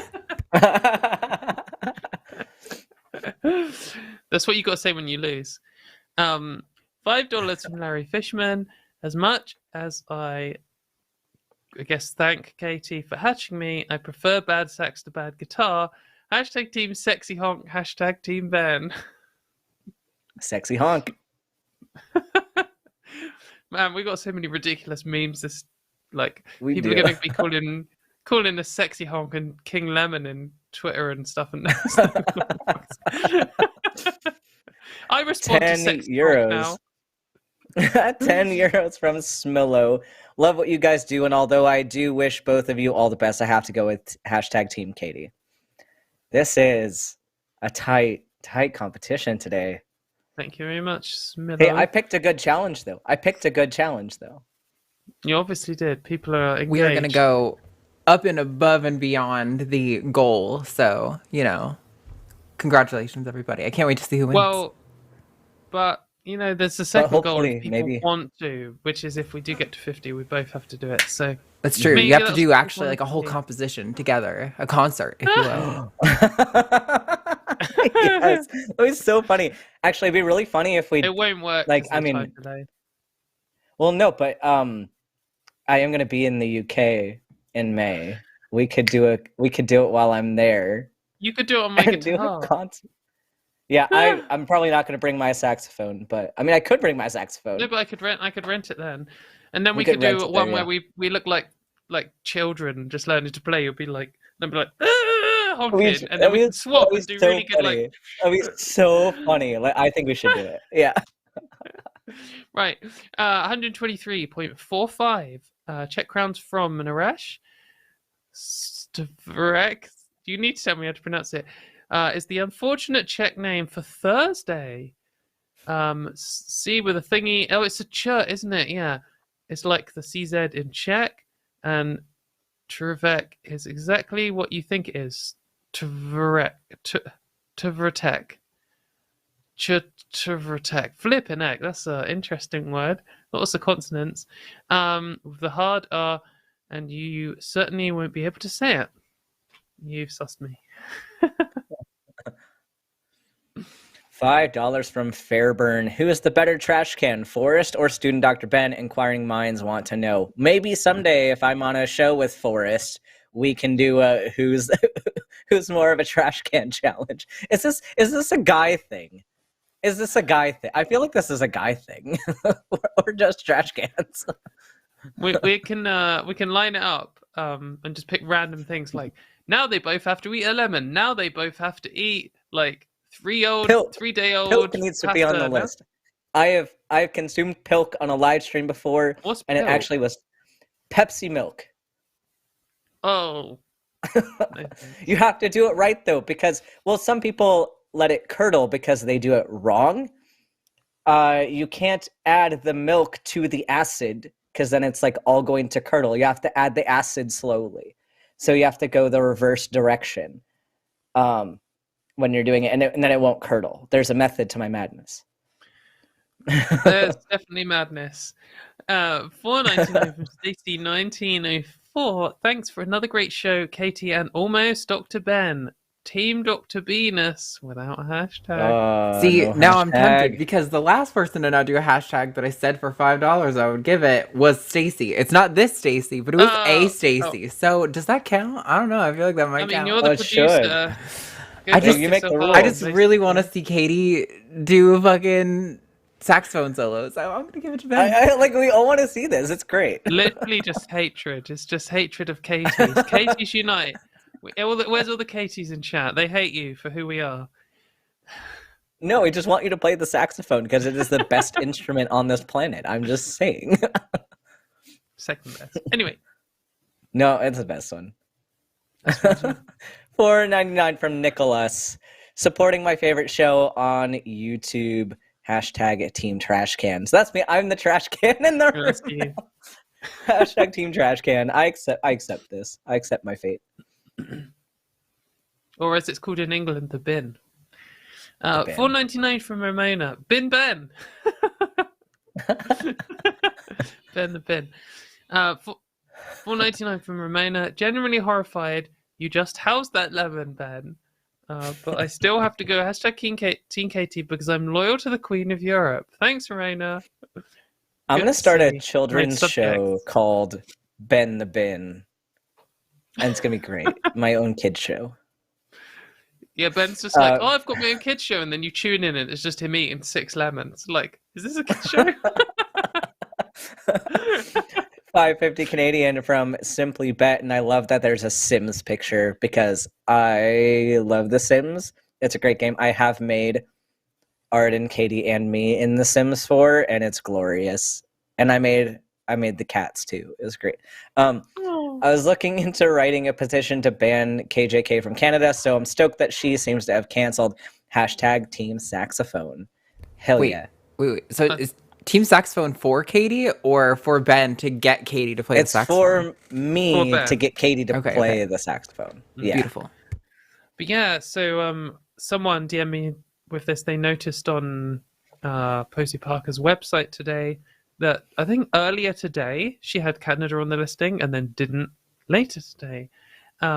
So well done. I think a 3-way effort here. Like Australia set it up, and then New Zealand absolutely smashed it out of the park, and then Canada obviously looked like they would do the same thing. So those three countries standing up to hate. You've done well. €5 from you said Jotunsdottir earlier, so maybe that's probably what it is. I did. Hashtag team whoever is behind or whoever is holding an animal. Oh, I'm not holding an animal. Where's I gotta wake up Pebbles. She's sleeping. I can get a handful of cat fluff. That's as close. Actually, this would be dangerous. I've got lemon juice all over me. That hamster would be trying to eat me alive. So. So that means the point goes to me. Yay! We're tied again. €5 from Yodin's daughter. Again, question. I just got some cool people contacting me about a job while I'm moving. In the middle of coming out. I got it. And before I come out, how do I handle it? Okay. This is an interesting question. Katie. Coming out at your job. It'd be cool if you could call in with this one because I think it's a good discussion and it might be worth asking you something. I think in general, I mean, it's kind of a chance to just not come out to them and just write it on your CV who you are and maybe some contacting you about a job already. Maybe just tell them up front because then it's kind of out the way and you don't have to like go through the interview process and then come out to them. But yeah, call in. It'd be great to hear from you.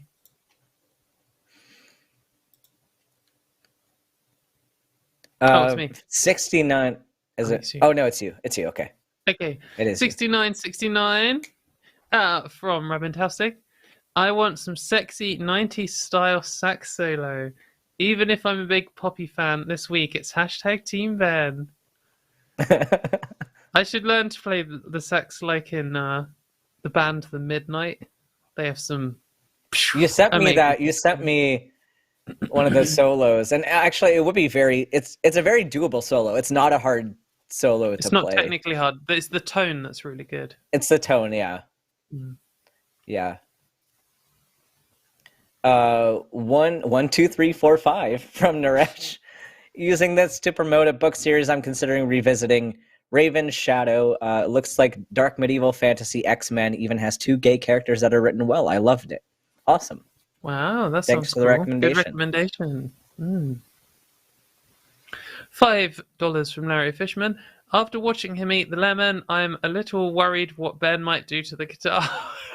Well, so that's a valid point. So I mentioned I play woodwind and brass instruments. So basically, I only play instruments. I mean, apart from I do play the piano, but I'm not counting that. But I play instruments that I can put my mouth on. So I can play the guitar, just I have to find a way to put my mouth on it, and then I'll be happy. Jimi Hendrix found a way, so I'll just eat the guitar. Thanks, you. Was it me? $9.99 from Jessica M. How do you keep such a great attitude in these times? Hashtag mayonnaise is an abomination. Well, I disagree with your mayonnaise Thank you. Assertion, and I think I keep such a good attitude in these times because I put mayonnaise on my sandwiches, and it keeps me going. Like it fuels me for the future. Keeps you slimy. Keeps you slimy in these fascist times. Yes. I think. I mean, this show kind of helps me a bit. And as does my other show. Talking about it with trans people helps a lot, but not just talking about it with trans people. Also, not talking about it with cis people helps a lot too. I think it's good to just get your mind off it sometimes. I used to struggle to do that because I used to think, well, hiding from it doesn't help. Like, I should face up to it. But the thing is, it's so oppressive and so relentless that eventually you just get crushed by it. Like, no one survives if you just keep facing up to it. And I feel like I'm quite good at it, and still I've got crushed by it a few times.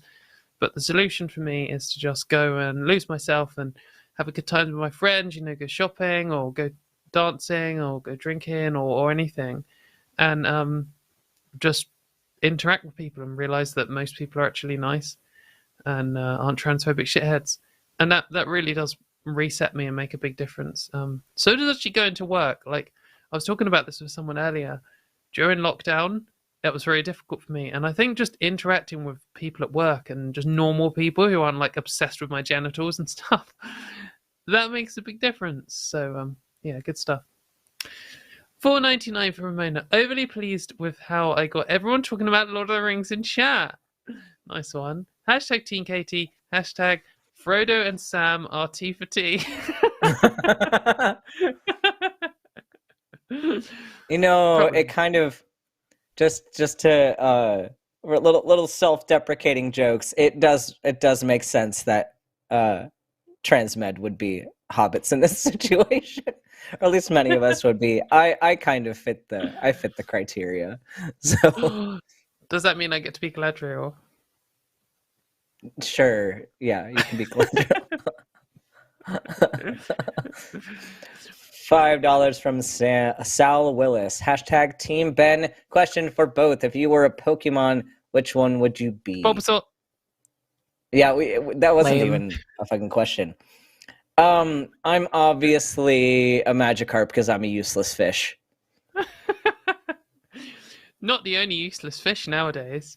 I saw absolutely hilarious for anyone who knows UK gender critical idiot celebrities. The guy who got married, who had some gender critical, at least I know what a man is in his wedding vows.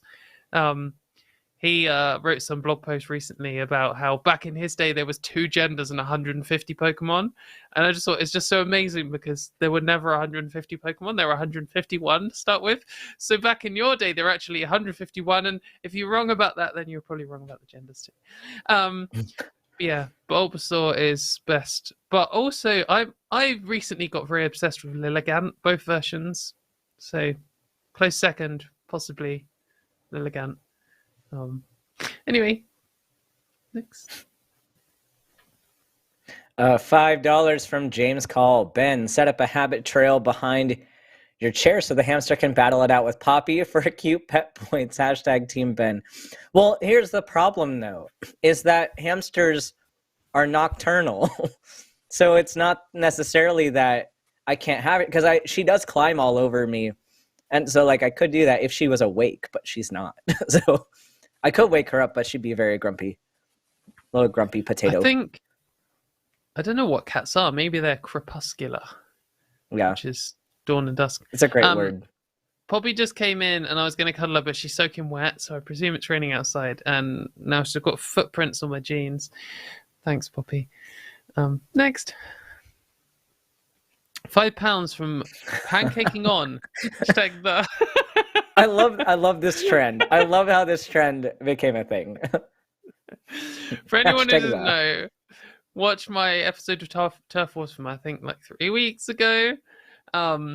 Basically, I managed to destroy someone just by saying the word "the," and that is not an exaggeration. So wait, is this like a hashtag Team Katie thing? This is a vote for me. Yeah. Okay. But still now in my YouTube comments, like 10% of the comments are just the word "the." $5 from Lisa, Seaside Hill Girl. Y'all are killing it. So, much love from a Latina trans girl from Cali. And also, can you use the character in my profile pic? I don't know what Or that can you character guess? is. Can I you know guess who it the is. character Come in my on. profile pic? I don't know. Oh, It looks like a goblin with goggles on. You normies. It looks like It's- something from World of Warcraft. No, it's Dark Jackster No. from Jack and Daxter. Come on. Or Dark Jack. Dark Don't- Jack, not Daxter. Fucking nerd. I have to on. ask. I have to ask you a question. Like, does it look like I have time for those kinds of things? Yes, Does it- yes, You I does know it say you're a look like busy fucking and lemon on important. camera. You're doing a 3-hour-long trans rights call-in show where you ate a Okay, lemon. but apart from that, have I had time for? I've sold my soul to medicine. This is You my could have been life. playing Jack and Daxter on PlayStation 2 or whatever it's on. Oh, is that all the super chats? I didn't see That's who them won. all. Ben won What's the by final score? wait, oh. Ben won by 2. Oh, we didn't get to By 2. 15. Okay. Oh. Well, Oh, that's not well, much. you know what? While I'm in the UK, though, maybe we'll record Do it anyway. me playing the guitar, but then it just won't be released until we get votes going a certain way. That'll be a special surprise for the future. One of my friends has a saxophone. I think I might be able to borrow it. Though they'll probably be like, "What the fuck?" And I'll be like, "Well, basically, I had to watch this guy eat a lemon, and now I have to play the saxophone badly in front of thousands of people." What kind of saxophone do they have? An alto or tenor, soprano? Yes. Tenor's the best. I'm biased. I like the tenor the best because it has a deeper, richer sound to it than the alto does. But yeah, tenor better. Yeah, I do have both though. I have an alto and a tenor. But the difference between them is important because altos and baritones are in E flat, like they're E flat tuned instruments, and tenors and sopranos are B flat tuned instruments. And it's a lot harder to transpose for something in E flat than it is for something in B flat. So. And on that note, that is a pun. Thanks for watching the show. I hope you enjoyed it. It went on a bit longer because why not? And we'll see you next week. Ben is back with, who did you say with? Arden. Arden. Oh, Stinky Arden. Yeah, the person behind the desk right now. Yeah. Thanks for watching, everyone. And we'll see you all next time.